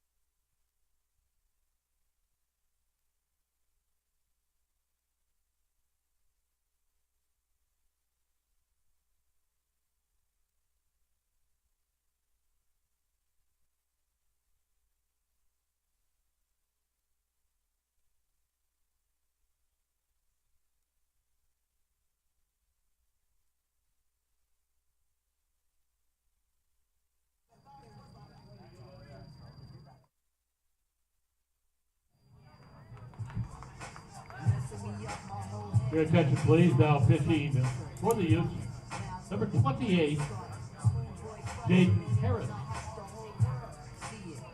Rebels due up here in the bottom of the 6th inning, trailing, this time by 3. 9-6 Utah on top thanks to a 4-run top half of the 6th inning.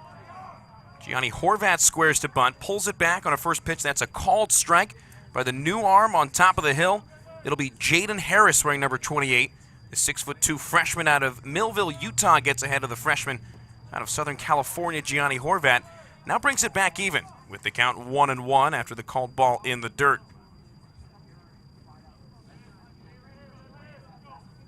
Harris making his season debut from the right side as Horvat chops one up the middle. Heading towards the bag is the shortstop Richardson. He grabs, makes the transfer, throws to first. It's in time. Bang, bang play as Horvat's called out. Score that one 6-3 on the scorecard for Harris. The center fielder, Rylan Charles. Harris, the 4th pitcher into the game, and records a putout on the 3rd pitch he throws. We're back to the top of the lineup. Rylan Charles having himself a good day. Oh, not necessarily on the base paths as he swings to the first pitch. It's a 2-hop chopper right to the second baseman, Fry, who fields it to the left. Quick throw to first base is in time. Back-to-back groundouts to the middle infield for Jaden Harris, getting the outing started out of the bullpen. A couple of weekly tapped ground balls. Austin Krizik. Brings up Austin Krizik with 2 outs, nobody on. Harris, the 6'2" left-hander out of Ridgeline High School in Millville, Utah. Freshman making his season debut. So far, so good for him as he deals a fastball at the knees, called for a strike to Krizik, Rebel left fielder who's 1 of 3. Doubled off the top of the wall in center field, about halfway up the black covered center field fence in the 4th inning. He He swings through a heater here and falls behind 0-2. Krizik struck out in the first, took a called strike 3, and then popped out to center field in the third. He's behind 0-2 here in the home half of the 6th inning with the Rebels down by 3. Fastball just outside, called for ball 1. A couple of Ute defenders are starting to make their way back to the third base dugout. They've got to stay and see at least one more pitch, with the right-hander Harris dealing out of the full wind. There's the breaking ball, tried to get it to come through the front door on the inside, but it's called for ball 2 to even the count. 2 balls, 2 strikes, and 2 outs. Deuces wild here in the 6th inning with the Rebels trailing. Harris takes the sign from the catcher Kiernan. He delivers. Krizik chops another one to the second baseman who plays it on the big hop. Fry's throw to first is in time, and Harris perfect on a trio of groundouts in the 6th. Rebels down in order, and we're on to the top of the 7th. In the final third of the game, it'll be the second baseman Fry to lead it off for the Utah Utes, with the visitors leading the home side Rebels by a 9-6 score here from Earl E. Wilson Stadium.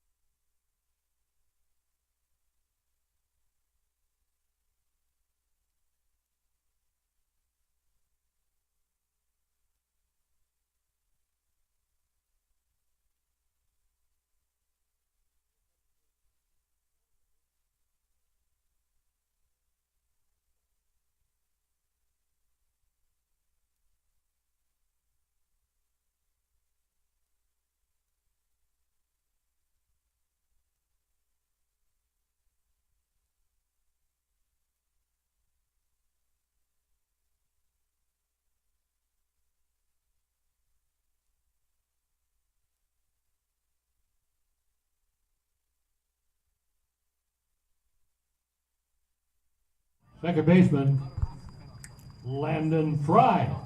Back with the top of the 7th, pre-stretch break with the Rebels trailing the Utes of Utah 9-6 in a single 9-inning contest here on a Tuesday afternoon. Thank you for joining us. However you may be joining us, as the first pitch in the inning is ripped to third off the bat of Landon Fry. Joey Acosta into the game, the right-handed reliever, gets a first pitch screaming line drive hit right to the chest of the third baseman Alarcon, who gloves it.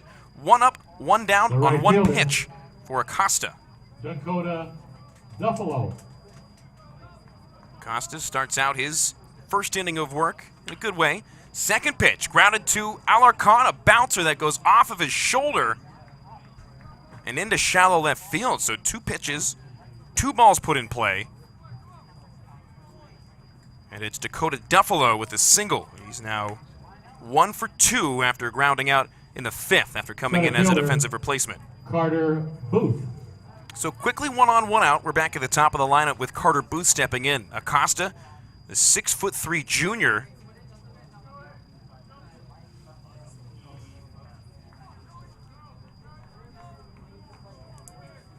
Duffalo given an error. I guess Alarcon given the error on the ground ball hit right to him off the bat of Dakota Duffalo. So Duffalo 0 for 2. He's on first as the first pitch to Booth is at the knees, called for a strike. Booth is 2 for 4. 2 doubles followed by 2 weak pop-outs. You're in a 9-6 ball game. Peyton Fuller lifted after 1 inning of work. Gave up 4 runs on 4 hits. Didn't walk anybody. Struck out a pair of batters as Acosta fires to first. Duffalo back in head first and safely. Fuller on the hook if the score were to hold. Jaden Harris came in and got 3 groundouts in the bottom of the 6th against Rebel batters. Acosta's pitch off the elbow guard of the batter Booth. It's the second hit batter of the game for Rebel pitching as Booth still going to feel that one. Those Evo Shield hard shields you see on the elbow, they don't take away all the sting, but definitely a lot of the initial pop. Yeah, They'll definitely feel that one tomorrow as he's down at first base with Duffalo advancing up to second. So Duffalo in scoring position with Kai Roberts stepping in. Roberts in from the left side, doubled into the left field corner in his last at bat, his only hit of the game. Roberts, a highly touted prospect coming in. In-state product from Lehigh, Utah. Takes a pitch outside from Acosta, pitching in his second game of the year. Roberts started all 50 games as a freshman last year. Played the infield, he played the outfield. Served as the DH. A 15-game hitting streak was the longest on the team a year ago. Number 14 prospect in the Pac-12 in next year's draft. He watches just outside. Acosta falling behind Roberts, 2 balls, no strikes. Mentioned the quote-unquote projectable frame on Sam Simon, who started the game for UNLV. Roberts, same deal. He's 6'4", 210. Big body with long arms and legs in from the left side. As he takes a pitch down, a bit off the outside of the plate as Acosta falls behind 3-0. Only other appearance for Acosta was in the last game of the Michigan State series, in which 5 pitchers towed the slab for the Rebels in an 11-7 loss. Acosta went 2 nearly perfect innings, walked 2 batters. Those are the only ones to reach against him. 3-0 pitch, hit off the hands into shallow left center. That'll drop for a base hit on 3-0. Rounding third, heading to the plate is Duffalo. The throw's cut off by Horvat at short. It's now a 10-6 lead for Utah. Roberts works his second hit of the game. He's swinging on 3-0, up by 3 runs.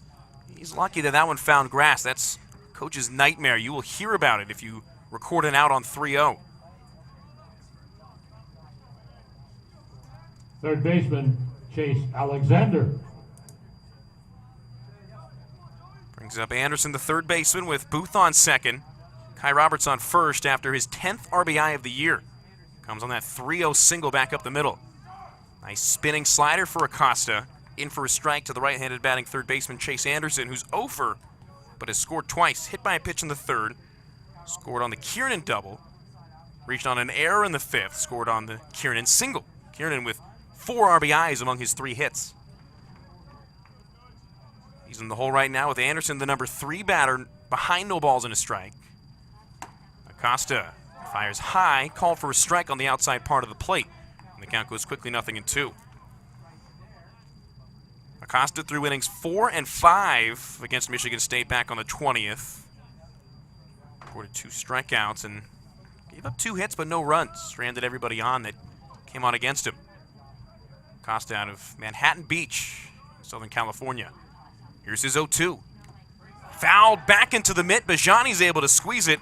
That'll go as strikeout number 2 on the day for Anderson. Strikeout number 1 on the inning for Joey Acosta. And with a run across on a hit already in the frame, that'll bring up Alex Beza with 2 down. Alex Beza.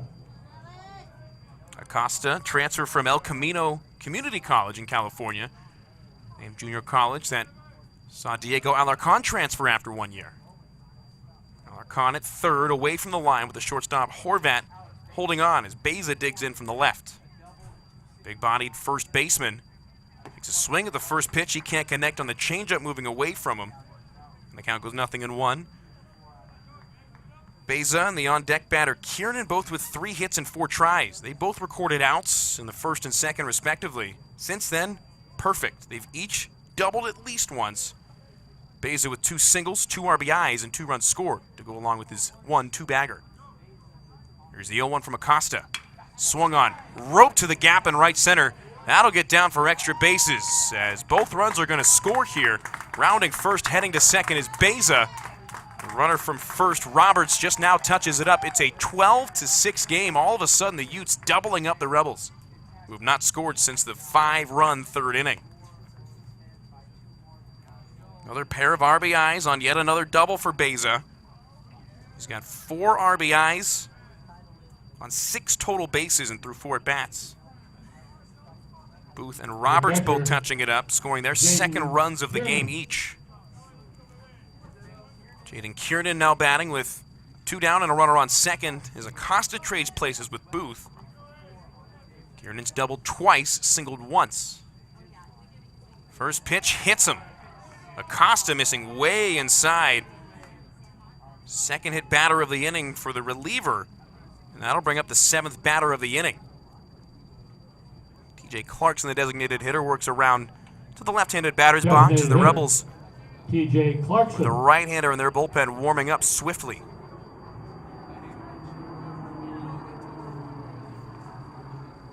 Two on, two down for Clarkson, who yet another multi-hit game for the Utes. He's got 3 hits and 4 tries.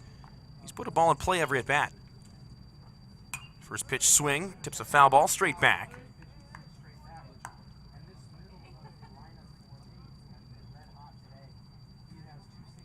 It's Bays on second and Kieran on first, and all of a sudden a 12-6 ball game. A lot of offense in a hurry with Ty Pullman warming up, wearing number 20 beyond the right field fence for the Rebels. Here's the 0-1 and a right-on-left matchup. It's bounced in there as Bajani slides to the right on his knees to keep it in front.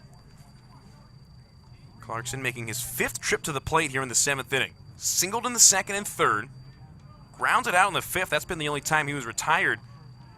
And then corked one the other way over the fence in the 6th inning. A 2-run job. That gave the Utes a lead, which they've now expanded as he takes down by the feet. 12 runs on 17 hits for the Utes. 6 runs on 10 hits for the Rebels, but as mentioned, they scored 4 runs in the 3rd inning and have not touched home plate since. 2-ball, 1-strike pitch from Acosta is swung on, popped high, foul, and out of play. At 17th hit, a new season high for Utah. He scored 9 runs on 16 hits in the final game against Loyola Marymount. That was the tie. After 10 innings, they were knotted up at 9 runs apiece. 2 balls, 2 strikes, and 2 outs to Clarkson with a pair of runners on. Acosta trying to limit the damage in the 7th.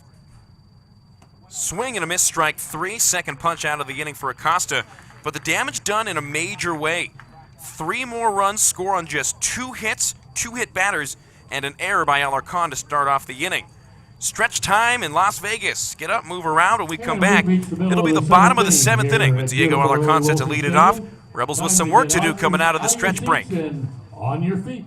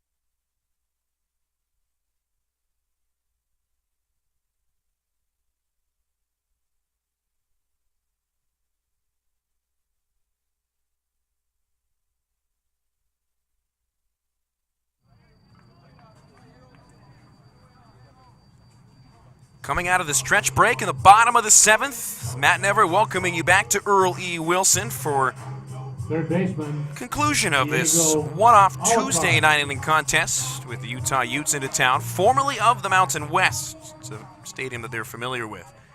Diego Alarcon to lead things off. Second inning of work on the hill for Jaden Harris. 4th pitcher of the game for Utah begins the bottom of the 7th, coming out of the stretch break. For a called ball 1-0 to Alarcon, who's 1 of 3.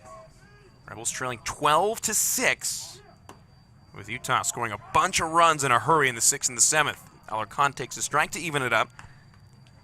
In the 6th, 4 runs on 4 hits. In the 7th, 3 runs on just 2 hits. Acosta hit a pair of batters, and Alarcon committed a costly error. Made all 3 of those runs unearned. That's the only positive for Acosta. As Diego takes a called strike yet again. Bring the count 1-2. Harris working quickly from the full windup. Bounces one in. Alarcon able to hold up. It's Diego, followed by Hank Zeisler and Joey Walls. Middle third of the UNLV lineup has done a lot of the damage, with Williams and Bajani behind them with a pair of hits each, including the Bajani 2-run home run in the third. 2-2 fastball, high and tight. Right on right matchup, moves to 3 balls and 2 strikes. Only time on for Alarcon was his single in the third. He came around to score on the Zeisler long ball to left. Payoff offering, tap straight back to the screen as Diego Alarcon's able to stay alive. So for Acosta, we'll see if he comes back out for the 8th. It was a right-hander getting loose. It was Ty Pullman. He's still up and tossing. Would venture to say we see him in the top of the 8th inning. 3-2 pitch, chopped on the ground to the third base side. Moving towards the bag is Anderson. High throw, gloved by the tall first baseman Beza. As one third baseman grounds out to the other. Score that one 5-3 in the scorecard at home for Alarcon. Leadoff batter set down, brings up Hank Zeisler from the left side. First baseman, Hank Zeisler. Henry, a.k.a. Hank Zeisler, started the year with a combo to end all combos, the mullet and mustache combination. The mullet's still there, the facial hair gone. As he takes a pitch outside. Zeisler, no limit to the power as he was able to push one over the left center field fence for a 2-run homer in the third inning. Takes a bouncing ball from Jaden Harris, the freshman, as he's ahead 2 balls and no strikes. Zeisler stands 5'10", 215 pounds. Transferred from Chapman after an absolutely dominant 4 years at the Division I level, including a national or Division III level, I should say, including a national championship 2 years ago in 2019. He'll watch down and away as the count goes 3 balls and no strikes to Zeisler. Harris looking to come all the way back as he deals. Hank takes that fastball, nicely placed on the outside part of home plate. They'll call ball 4. Looked to be there, but Zeisler will take it as he earns his way on 5-pitch walk. 1 out, 1 on for Joey Walls.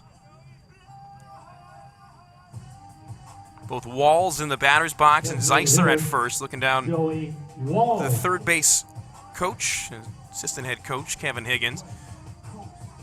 Not many signs to give, down 6 here in the bottom of the 7th inning. Rebels going to need to string together some hits like they did in the 16-9 win on Sunday against San Diego. Right-handed batter takes way outside. The catcher Kiernan had to rotate way around to keep that one in front. Rebels scored 8 runs before they recorded an out in the 2nd inning on Sunday against San Diego. As the catcher Kiernan now going to head out to have a word with his young reliever Harris.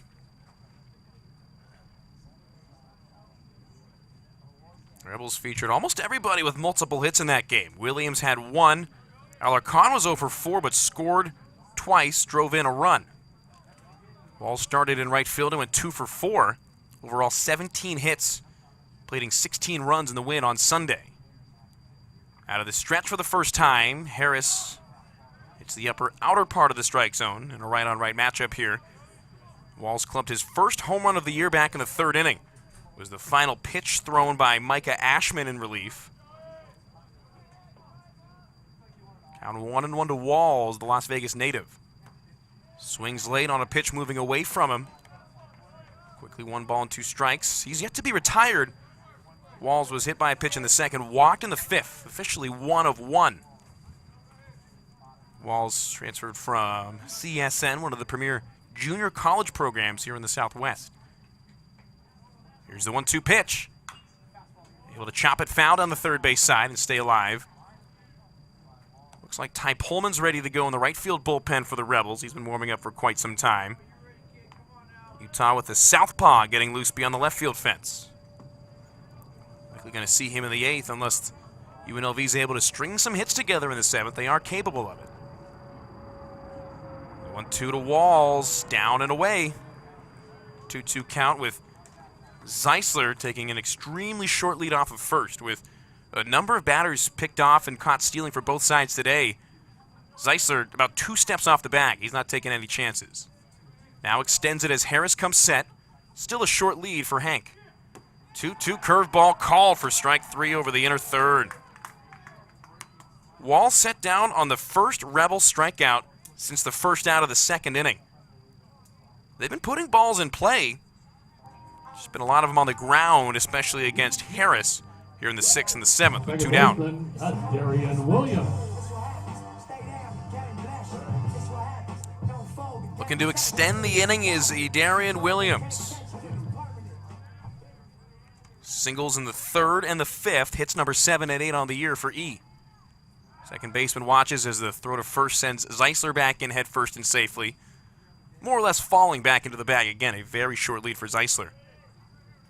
Williams, a preseason All-Mountain West pick for the 2nd straight year. Lofty expectations nationally. Tabbed by D1 Baseball as the number 19 second baseman in the country. So take a fastball at the letters, called for a strike. Starts out his 4th plate appearance, 0-1. Williams was All-Mountain West 2nd team last year. He'd love to be All-Mountain West 1st team. Mentioned earlier in the game, he tore the cover off the ball in the back half of the 2021 campaign. Saw the Rebels finish 20-13 overall. 0-1 pitch, chopped up the middle.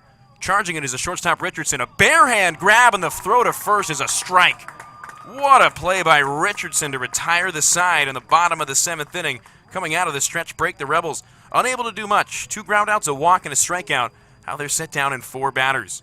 Time running out. We'll be back with the top of the 8th inning. Utah batting, leading UNLV by 6.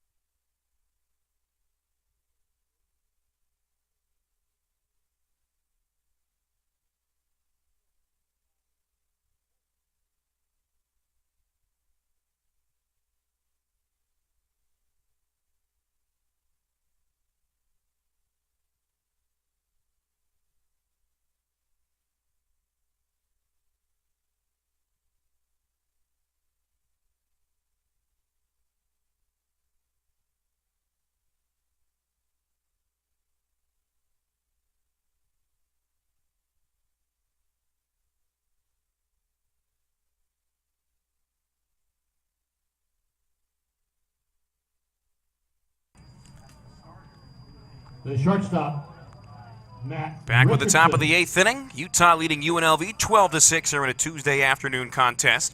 Ty Pullman to toe the slab here to get the inning started as the right-hander misses high and outside to the right-handed batting shortstop, Matt Richardson. Pullman, the junior right-hander out of Perry High School in Gilbert, Arizona, working exclusively out of the stretch here to lead off the 8th inning. Richardson swings behind the fastball.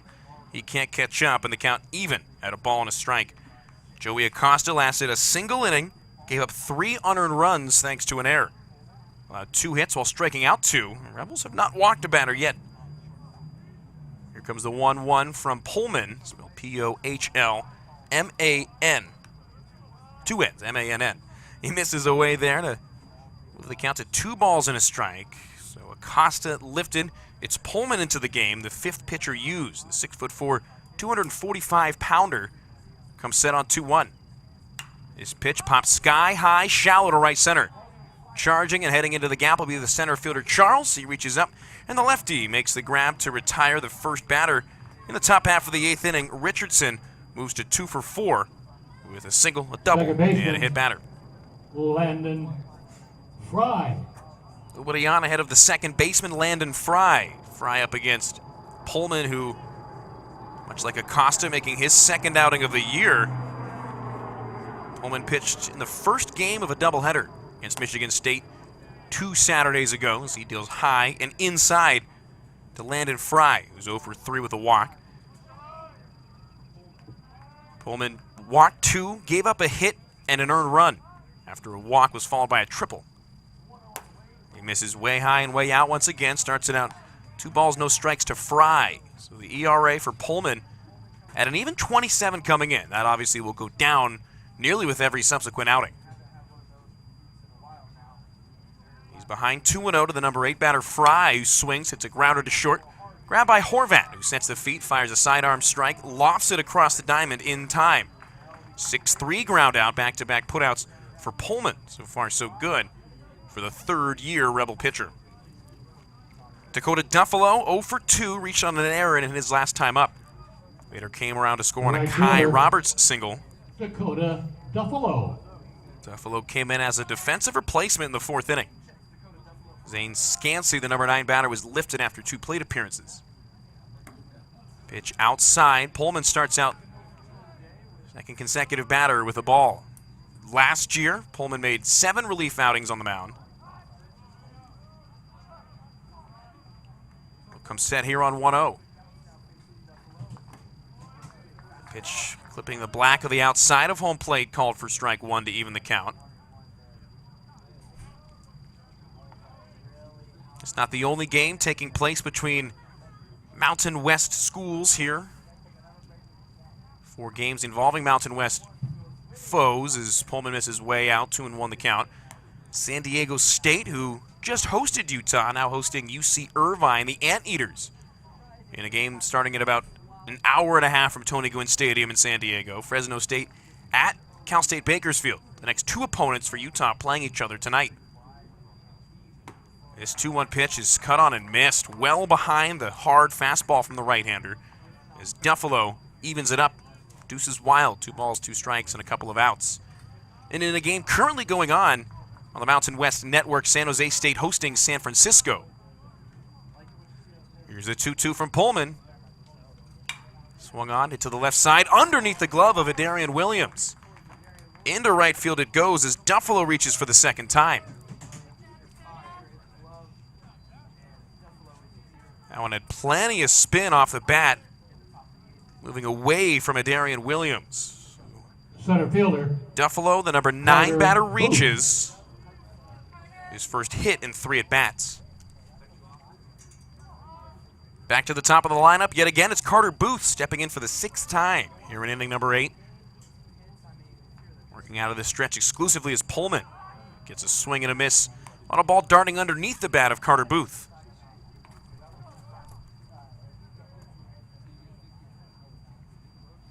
Booth with 2 hits and 5 plate appearances.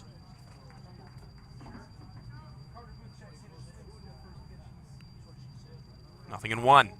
Big looping curveball that drops through the top of the zone for a called strike. Pullman out of Perry High School in Gilbert, Arizona. Second team All-State twice. Mentioned UC Irvine. There's a relation there with the Pullman family. Runner breaks, 0-2 pitches outside. Throw from the knees from Bajani is on time and on target. Williams applying the tag on an absolute missile from Bajani behind the plate. Caught stealing 2-4, wraps up a 1-2-3 top half of the 8th inning as the Rebels come up with the bottom third of their lineup. Guess who? It's Eric Bajani to lead things off. Rebels down by 6, looking to get some offense started when we return.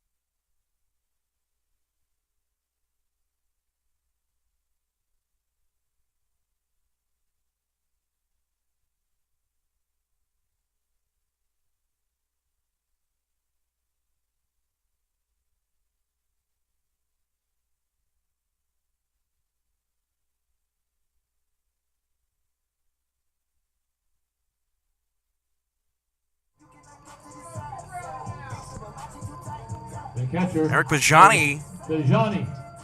threw out the would-be base stealer Dakota Duffalo to wrap up the top half of the 8th. He'll lead off the bottom of the inning with the Rebels needing 6 to tie it with just 6 outs left to give as he takes a called strike on a pitch at the knees.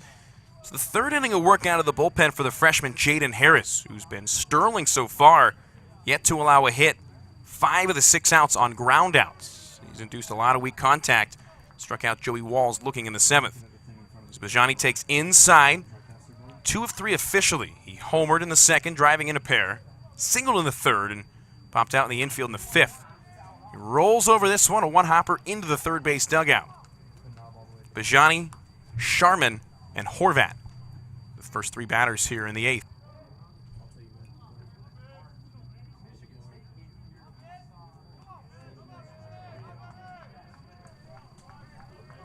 One ball, 2 strikes to Bajani to lead off the 8th. He'll swing, chop one foul down the third base side. Bajani with his 2nd home run of the year. Hank Zeisler, who had 2 coming into the game, usurping him an inning later with his 3rd of the season over the left field fence. Bajani swings and misses at a pitch by the feet. It's the 2nd strikeout for Harris, goes as the 1st out here in the bottom half of the 8th inning. Santino Pinero pinch hitting. Pinero, the freshman, pinch hitting. Pinero, one of 2 Bishop Gorman recruits that have made a major impact early on. So Sharman's lifted. Batting for Jason Sharman. Number 8, Santino Pinero.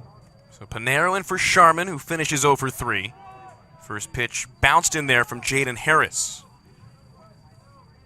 Pinero 3 of 4 in his prior 2 appearances. They've all been pinch hits. One of them was a double. That was his first hit of the year against Michigan State. Left-handed batter swings, hits one on the ground off the chest of the third baseman Anderson, who recovers, throws low to first, picked out by Beza. What a play on both ends. They call it the hot corner for a reason. And Pinero wasting no time going after that pitch early in the count. Anderson just kind of stuck the chest in front of it like a hockey goalie. Kept it in front of him and fired a strike off the back foot and a great pick at first. Credit to Beza on the receiving end. So Pinero grounds out. We'll see what the defense looks like in the next half inning. Another pinch hitter is Jordan Andrade stands in. Batting for Horvat.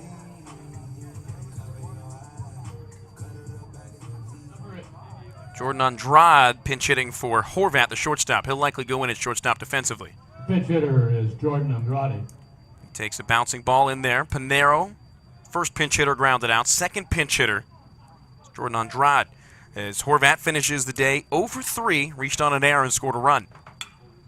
Andrade swings and drives one deep to right. Trouble for Duffalo, the right fielder, as it bounces off the base of the wall. Rounding first, heading to second is Andrade. A 2-out pinch hit double as Andrade reaches his 4th hit of the year, is his 2nd for extra bases, including a home run.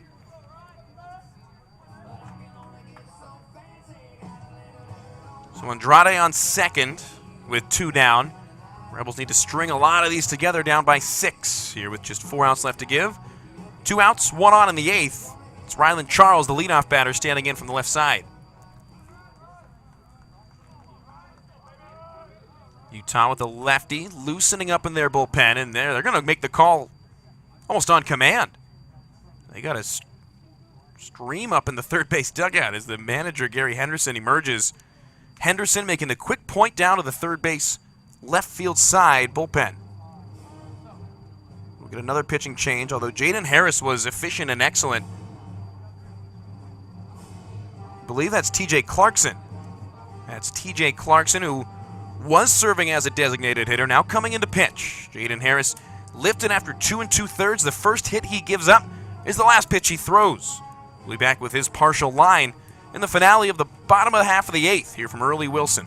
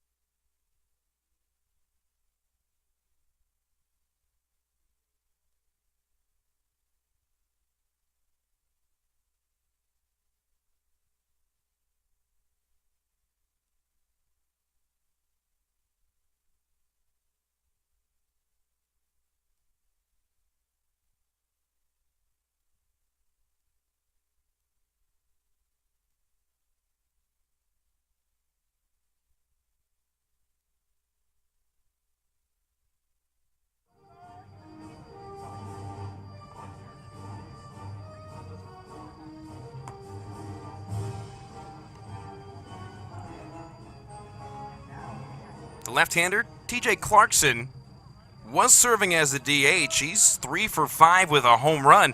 He's going to come in and pitch. The southpaw facing off against the top of the lineup in Ryland Charles. So Gary Henderson going with a left-on-left matchup instead of leaving the freshman righty Jaden Harrison. Harris was excellent.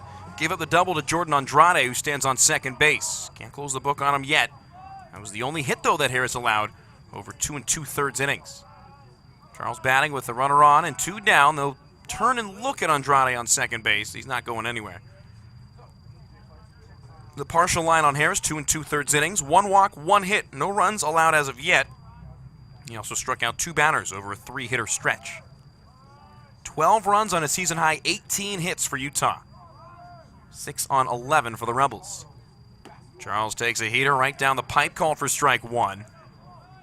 As Charles recorded a hit in the first, he recorded a hit in the fourth. He was picked off and caught stealing in those 2 times on base. Didn't have a productive at-bat in the third, driving in a run on a sacrifice fly after Horvat reached on a 3-base error by the right fielder Zane Scansey at the time. Working out of the stretch, the left-hander deals as Clarkson misses high to Charles. In 3 innings over 2 appearances on the year, Clarkson is 0-1 with a 3 flat earned run average. Gave up a run on a hit in a third of an inning. It was the go-ahead run against San Diego State in a loss. The only true loss of the year for Utah is 4-1-1, a rare tie. As Clarkson misses outside. Clarkson, the redshirt sophomore, a big body at 6'4", 225 pounds in his 3rd year with the club. It's a 33rd round pick of the Reds back in 2019. Of course, since then they have shortened and then re-lengthened the draft. It is not 33 rounds anymore at the major league level. 2-1 fastball outside. Of course, those that have been paying attention to what's been going on with the labor discussions between the Major League Players Association and the owners, it's not gone well. The deadline has come and passed to cancel opening day games. We'll see what Rob Manfred and co. come out with throughout the afternoon and evening. 3-1 pitch, called for a strike, nicely spotted down and away to bring the count full to the number 1 batter in the lineup.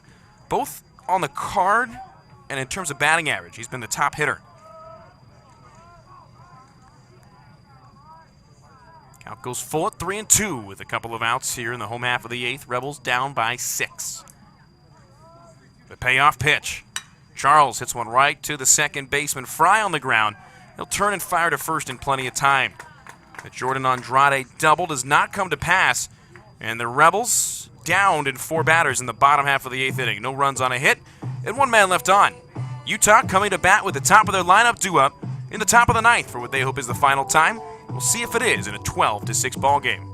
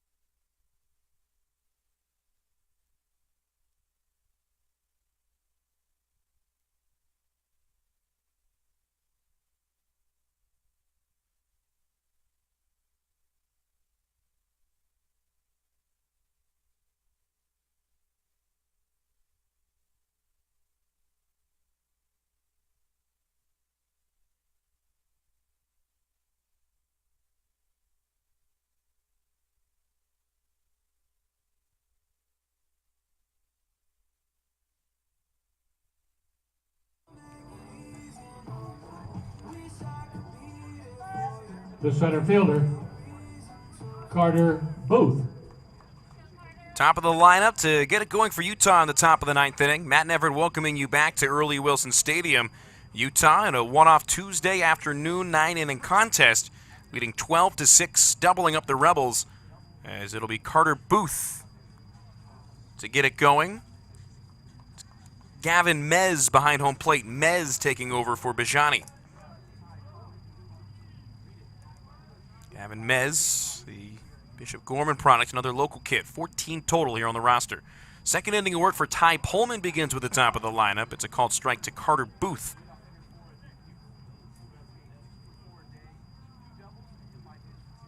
Taking a look out towards the field of action, it's Jordan Andrade at shortstop. Gianni Horvat lifted from the game.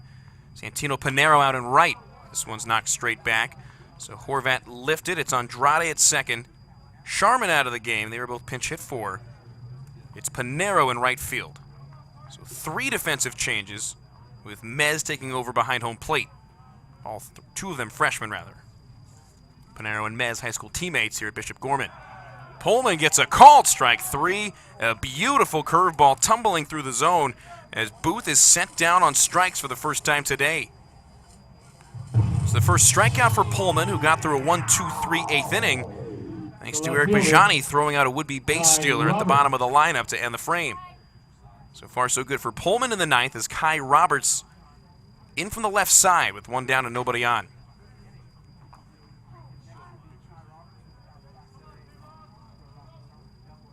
First pitch to him, Sky down the left field line. Heading towards the corner and slowing up will be Austin Krizik. So just 5 original starters still out in the field defensively, including Krizik in left and Charles in center. To Darian Williams still at second with Alarcon still at third, and Hank Zeisler hiding in the shadows deep and hugging the line at first. The 0-1 dribbled back to the mound. Pullman off to glove it. They're going to call it a foul ball.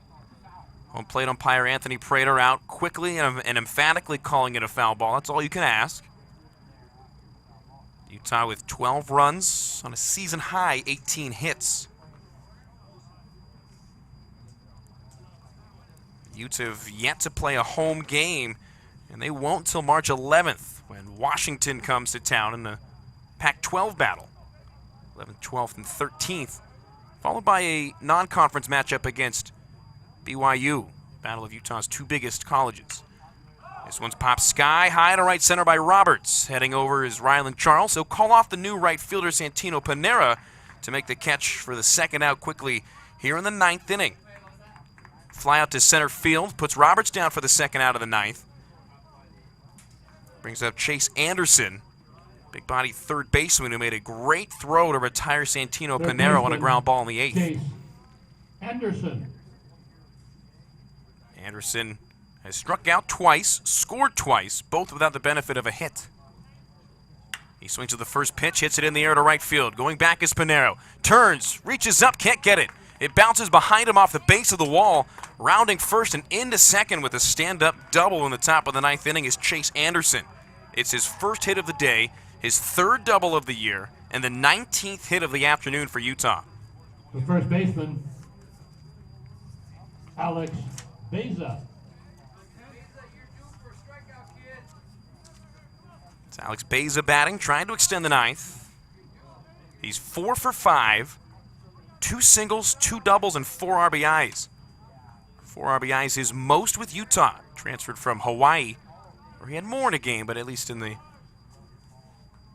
crimson and white of Utah, he's found a new high in RBIs as Pullman takes a look back to second base.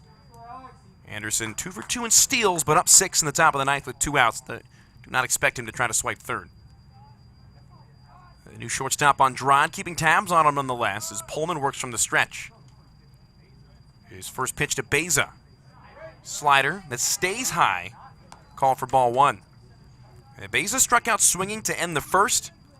Since then, he has been a menace. Drove in a run on a double in the 3rd and scored. Singled in the 5th. Singled, drove in a run, scored in the 6th. Drove in 2 on a double in the 7th. Here's the 1-0. Drives it foul and out of play beyond the left field fence. Utah, following today's action, continues their long road trip to start the year. They'll head to Cal State Bakersfield in Southern California for a 4-game series over the weekend with a pair of games on Saturday. Had a lot of those doubleheaders last year. Just the one this year for the Rebels. It was 2 weeks ago against Michigan State. 1-1 fastball high. Called for a strike on the outer part to Beza. Drops the bat in disbelief, but it goes as a strike nonetheless.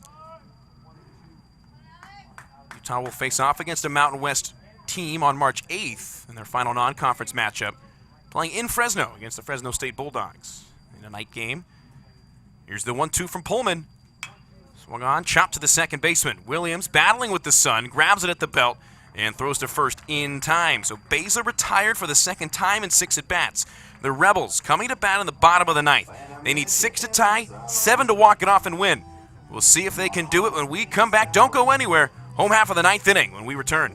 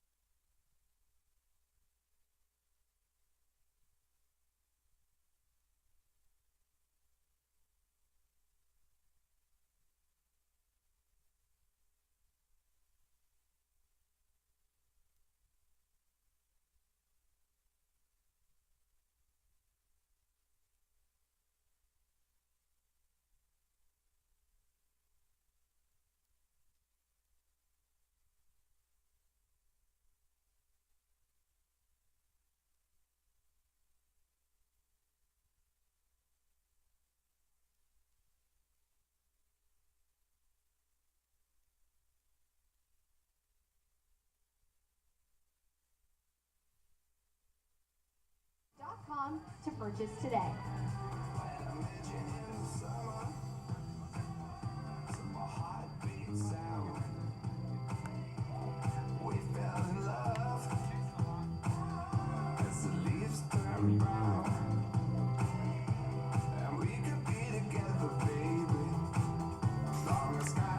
It all comes down to this, bottom of the 9th inning. Rebels trailing the Utes by a 12-6 score. They've got the heart of their lineup due up against TJ Clarkson in his second inning of work, needing 6 to tie, 7 to walk it off and win in what would be an exciting finish here on a Tuesday evening in Las Vegas. Krizik, Alarcon, and Zeisler, the first 3 batters to get it going against the lefty TJ Clarkson. The left fielder, Struck out a batter, Krizik. gave up a Jordan Andrade 2-out double, stranded him on after Ryland Charles grounded out. First pitch of the second inning of work from the left-hander is in for a called strike to Austin Krizik. 2 for 4 for the Rebels left fielder so far, making 1 of 4 rather, as he doubled in the 4th and has been held off the base pass otherwise. Pitch down and inside, riding back over home plate, but just missing as Krizik evens it up 1-1.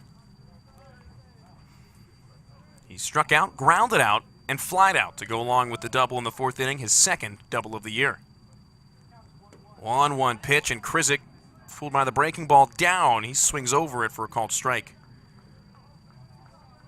Zeisler, the only left-handed batter out of the first 5 to start the inning. He's awaiting in the hole, so plenty of right-handed bats against the right or left-handed arm against Clarkson. Krizik grounds one to the left side. Diving is Anderson. The third baseman can't get it as it trickles into shallow left field. Krizik with the seeing eye ground ball single to left. It's his 8th hit of the year and puts a runner on to start the inning. That's how you want to do it. You need 6 to tie the least. Got to string them together. Remember, on Sunday in San Diego, the Rebels scored 8 runs in the second inning of a win before they recorded the first out of the inning. They need something similar here. Another right-handed batter in Diego Alarcon stands in, much like Krizik, 1 of 4 heading into his 5th plate appearance. Watching all the way, he takes a called strike at the knees. Clarkson getting ahead of both batters 0-1, although both Krizik and Alarcon taking no matter what. They had no interest in swinging at that first pitch as they're trying to draw the pitch count up from Clarkson. Another fastball watched for another called strike by Alarcon, and he's behind 0-2. Diego singled and scored in the 3rd. Last time up, he grounded out to 3rd. First batter faced by Jaden Harris in relief. Clarkson set on 0-2. He looks to first, deals to the dish. Diego grounds one through the right side. First baseman Beza was holding on, opened up a huge gap on the right of the infield. 90-foot advancement for Krizik. He's at second base. Back-to-back seeing-eye grounders rolling through opposite ends of the infield are how the Rebels start out this bottom half of the ninth inning. First baseman, Hank Zeisler. And that'll bring up Austin Pfeiffer in a pinch hit. Pfeiffer pinch hitting the righty. Check that.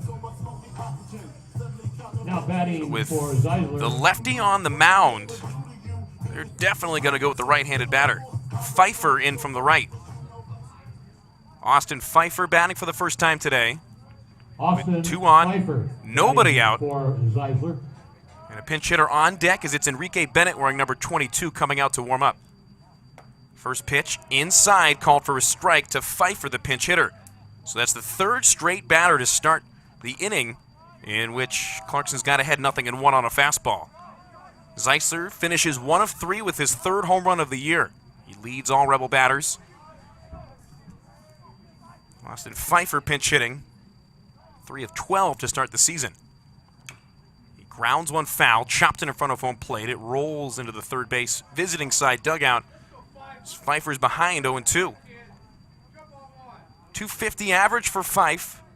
No RBIs, or 1 RBI rather, on no home runs and a couple of doubles.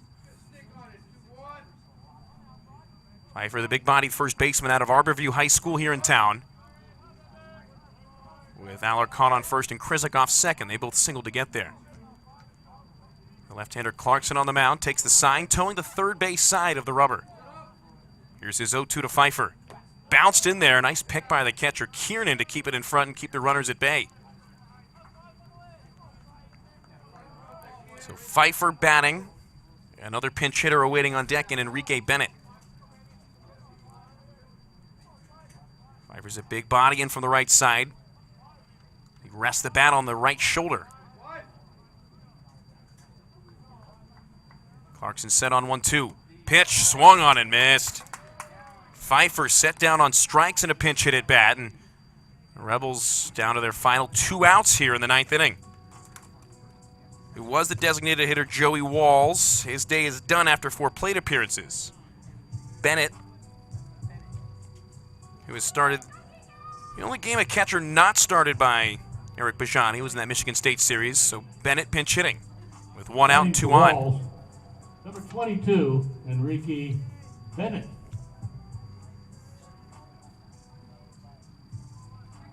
Bennett's 0 for 1 in his only plate appearance of the year. He did reach and score on a drop third strike. Trying to keep this one going. Darian Williams awaits on deck. Pressure situation for Bennett in his second appearance of the year.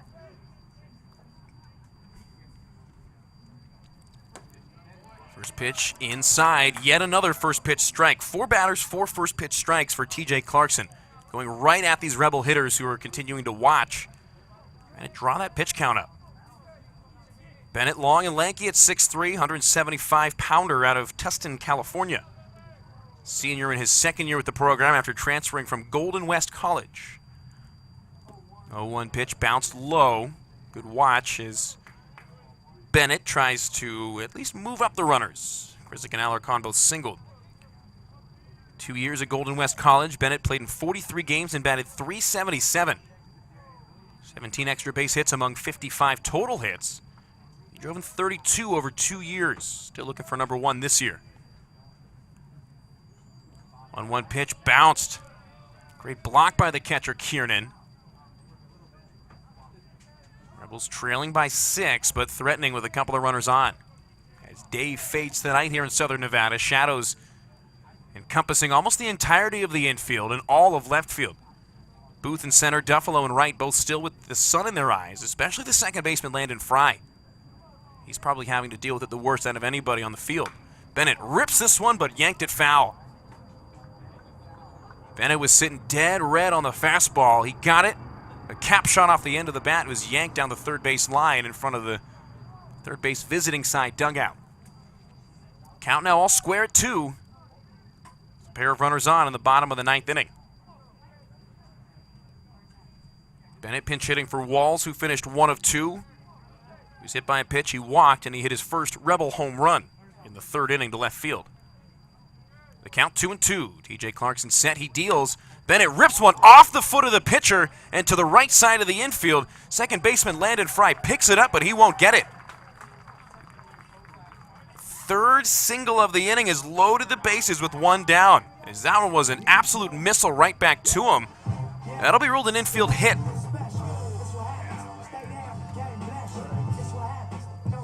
It's funny, like as a pitcher, you're trained to just get in the way, knock it down any way that you can. As the trainer heading out, Kate Coulter, the trainer for Utah, out. They're taking a look at the foot, but just in watching Clarkson after that play, I mean, he was walking around, no limp.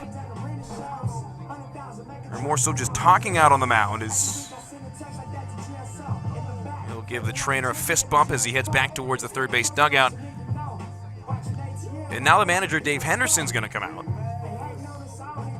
Hendo's going to head out and pull the pitcher regardless. So it doesn't matter if he's okay. He's done. As Blake Whiting comes in. Whiting, the right-hander, coming in to try to close this one out for Utah. Rebels have loaded the bases with Darian Williams standing in. We'll see if he's able to extend it. Driving a run or two here with the Rebels down 6. Don't go anywhere. We'll be back after the pitching change.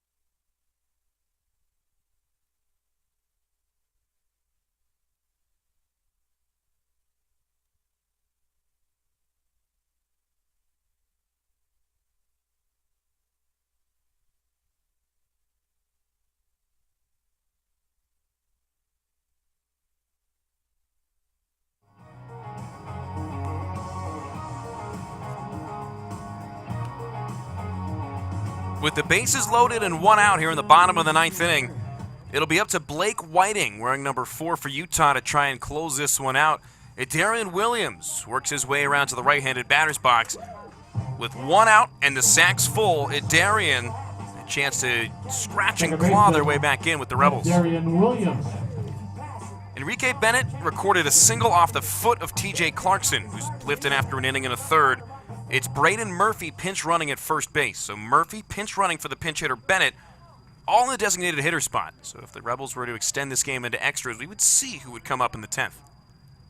One out, nowhere to put it. Darian Williams as Whiting misses outside. Right-hander out of Oakdale, California, 6'2", 200-pound junior, appearing in his 4th game of the 2022 campaign. Transferred from Salt Lake Community College.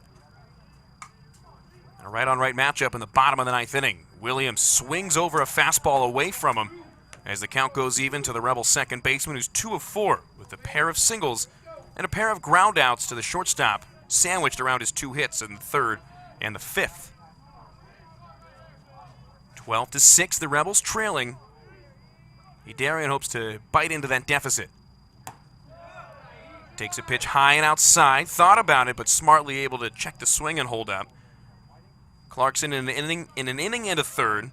No runs yet. You can't close the book on him with all 3 runners allowed on by the lefty rather. Clarkson, the lefty, gave up 4 hits, didn't walk anybody, and struck out 2.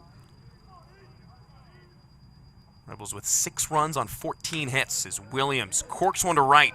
Heading back is Duffalo. At the track, it's off the back of the wall. 1 run's going to score. Held up at third base is Alarcon. It's now a 12-7 game. Williams nearly missing an opposite field grand slam. The right fielder Duffalo did a great job of recovering after that ball hit the wall. He was staring into the sun the whole time. He's the only fielder still battling with the sun. RBI single for Adarian is his 3rd hit of the day. RBI number 2 on the year. Cuts it to a 5-run deficit. That'll bring up Gavin Mez. Catcher came in as a defensive replacement in the 8th. Mez in his first at bat. Gavin Nez. Mez is 0 for 3. This is just his 2nd appearance of the year. 1 out, bases loaded. Mez takes a fastball just outside, right on left matchup. Starts out 1 ball, no strikes. So Mez came in for Bajani, who finished 2 for 4 with his 2nd home run of the year and a single following it in the 3rd. It's Murphy on 2nd, Alarcon on 3rd, with Williams at 1st after the RBI single.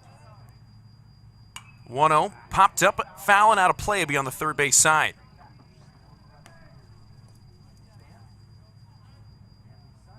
Mez batting with his high school teammate Santino Pinero waiting behind him. Both out of Bishop Gorman, a powerhouse not only in Vegas but on the West Coast. Some of the top baseball products from the area have come out of Bishop Gorman. This pitch is high. Of course, if you've been following the Major League Lockout, Joey Gallo of the Yankees posted his LinkedIn profile, said, "I'm in need of work." He's a Bishop Gorman grad. And the news coming down that the MLB has canceled the first 2 series of the year. So 6 to 7 games banged to start the year due to the lockout. 2-1 pitch, swung on and missed by Mez, who's now even at 2-2. A 4-year starter for Bishop Gorman. 5A regional championship last year. Batted .465 as a senior last year, after he had already committed to UNLV. Here's the 2-2 from Whiting.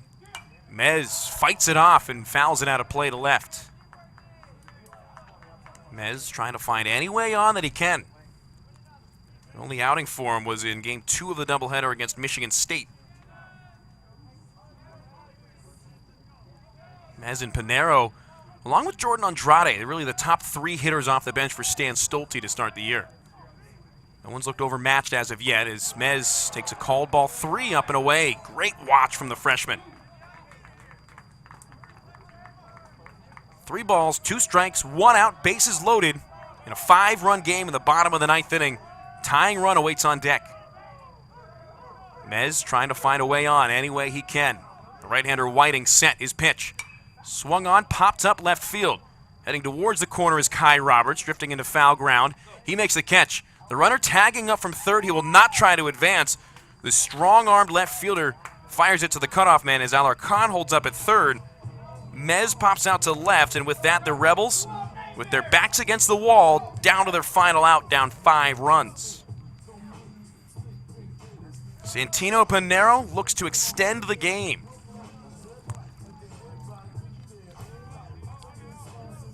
Came in and grounded out to third on the first pitch he saw in the 8th, but he absolutely smoked it off the chest of Chase Anderson, who recovered in time. Fate of the game rides in the bat of Pinero from the left side. Santino Pereira. Pinero takes a called strike, clipping the black on the outside of home plate. Pinero, the freshman, 0 for 1. Came in as a pinch hitter for Jason Sharman, who finished 0 for 3. No hits from the number 8 spot in the lineup between the 2 outfielders. The pitcher Whiting takes the sign. Comes set with the glove dropping below the belt. 0-1 curveball. Nice movement, but he misses outside. A snapping 12-6 pitch that's called for ball 1. 5'10", 170-pound freshman Pinero. Batted .390 with 23 hits last year in his senior year of high school. A .370 career average at Bishop Gorman over 3 seasons. 1-1 fastball rides across home plate, call for a ball on the inside. It's one of those ones where it likely could have clipped the inside, but with the catcher setting up outside, having to swing around and backhand that one, most umpires are going to Call that a ball inside. Panero ahead 2-1 with the bases loaded and 2 outs. Shade now covering the entire field with no wind to speak of.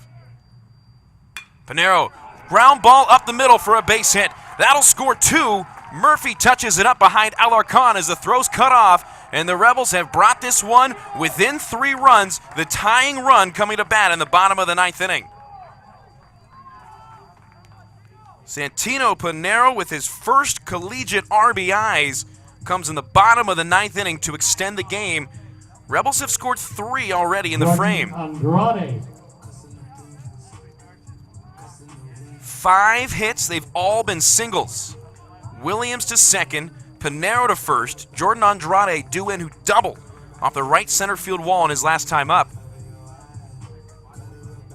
Now the head coach Dave Henderson out from the third base dugout. He'll pull the entirety of the infield in as they try to game plan on Andrade. Especially at the college level, you'll see most coaches do this as a pitching change coming in from the field bullpen. So Whiting bounced. He recorded 1 out on a pop fly. He'll get credit for a third of an inning tossed. As the pitcher had come in, it was Zach McCleve jogging in from the third base bullpen.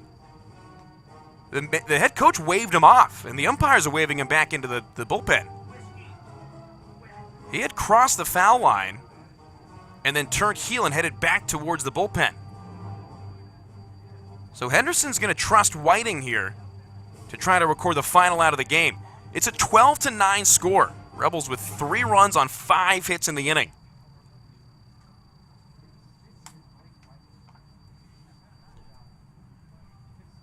So Williams heads back to second. Back to first is Santino Panero after a 2 RBI single. Just made this one interesting. Now it's up to Jordan Andrade to try and extend the game. He could change this bottom of the 9th with 1 swing. Very nearly did so in the 8th inning on a ball off the wall in right field. Andrade steps in from the right side. The California-born sophomore up with 2 outs and 2 on in the bottom of the 9th in a 3-run game. Takes a fastball, belt high over the heart of the plate, called for a strike. Andrade, the 8th batter of the inning. Played sparingly in 2021. He's appearing in his 4th game of the year this year. Here's the 0-1 from Whiting. Big power curve that tumbles through the top of the zone for a called strike. And with that, UNLV down to their final strike. Nothing in 2 count to Andrade in his 2nd year with the program. Hitting here in the number 9 spot in the order. Looking for a similar result to his last at bat in which he doubled. Whiting set. The right-hander's 0-2. Outside, called for a ball. Utah was ready to pour out of their third base dugout. They'll have to wait at least one more pitch. That one was a bit above the letters and maybe off the outside of the plate as well. As the count now goes 1-2. A great watch given the situation by Andrade. Not forcing anything out of the zone. Got to protect, though. Here comes the 1-2 here in the bottom of the 9th. Swung on and missed. That'll strike out Andrade and retire the side in the bottom of the 9th inning. It was a valiant comeback bid for the Rebels, who plated 3 runs on 5 hits in the 9th inning alone. The only issue was that they didn't play a run from the 3rd inning until the 9th, as the Rebels are down for the 4th time at home in 5 games. Utah with 12 runs on 19 hits. Both of those numbers season highs. UNLV 9 runs on 16 hits with a pair of errors defensively. It'll be Dane Baker with the win for Utah. He came in and tossed a scoreless 5th inning and that was it, but with the way the runs bounced around, Baker gets the win. No runs on a hit over 1 inning pitched. Peyton Fuller, the loser for the Rebels. 1 inning, he gave up 4 runs, all earned on 4 hits. He didn't walk anybody, and he struck out 2. Fuller, the tough luck loser today for the Rebels, as they are down to 4-4 on the 2022 campaign. The Utes advance to 5-1. Rebels back in action on Friday at 6:05 as Cal Poly comes to town for the first game of a 3-game set. It'll be Josh Ibarra on the hill. We already know that much. The UC Irvine transfer getting the start on Friday. So once again, the Rebels fall 12-9 in a one-off Tuesday afternoon game to Utah in a game that lasted 3 hours and 15 minutes here on a Tuesday night. For Matt Neverett, or for Brian Williams and everybody else here at UNLV, I'm Matt Neverett saying thank you for tuning in, however you may have tuned in, and we'll be back Friday, 6:05 first pitch, 6 o'clock the pregame show, right here on UNLV Athletics.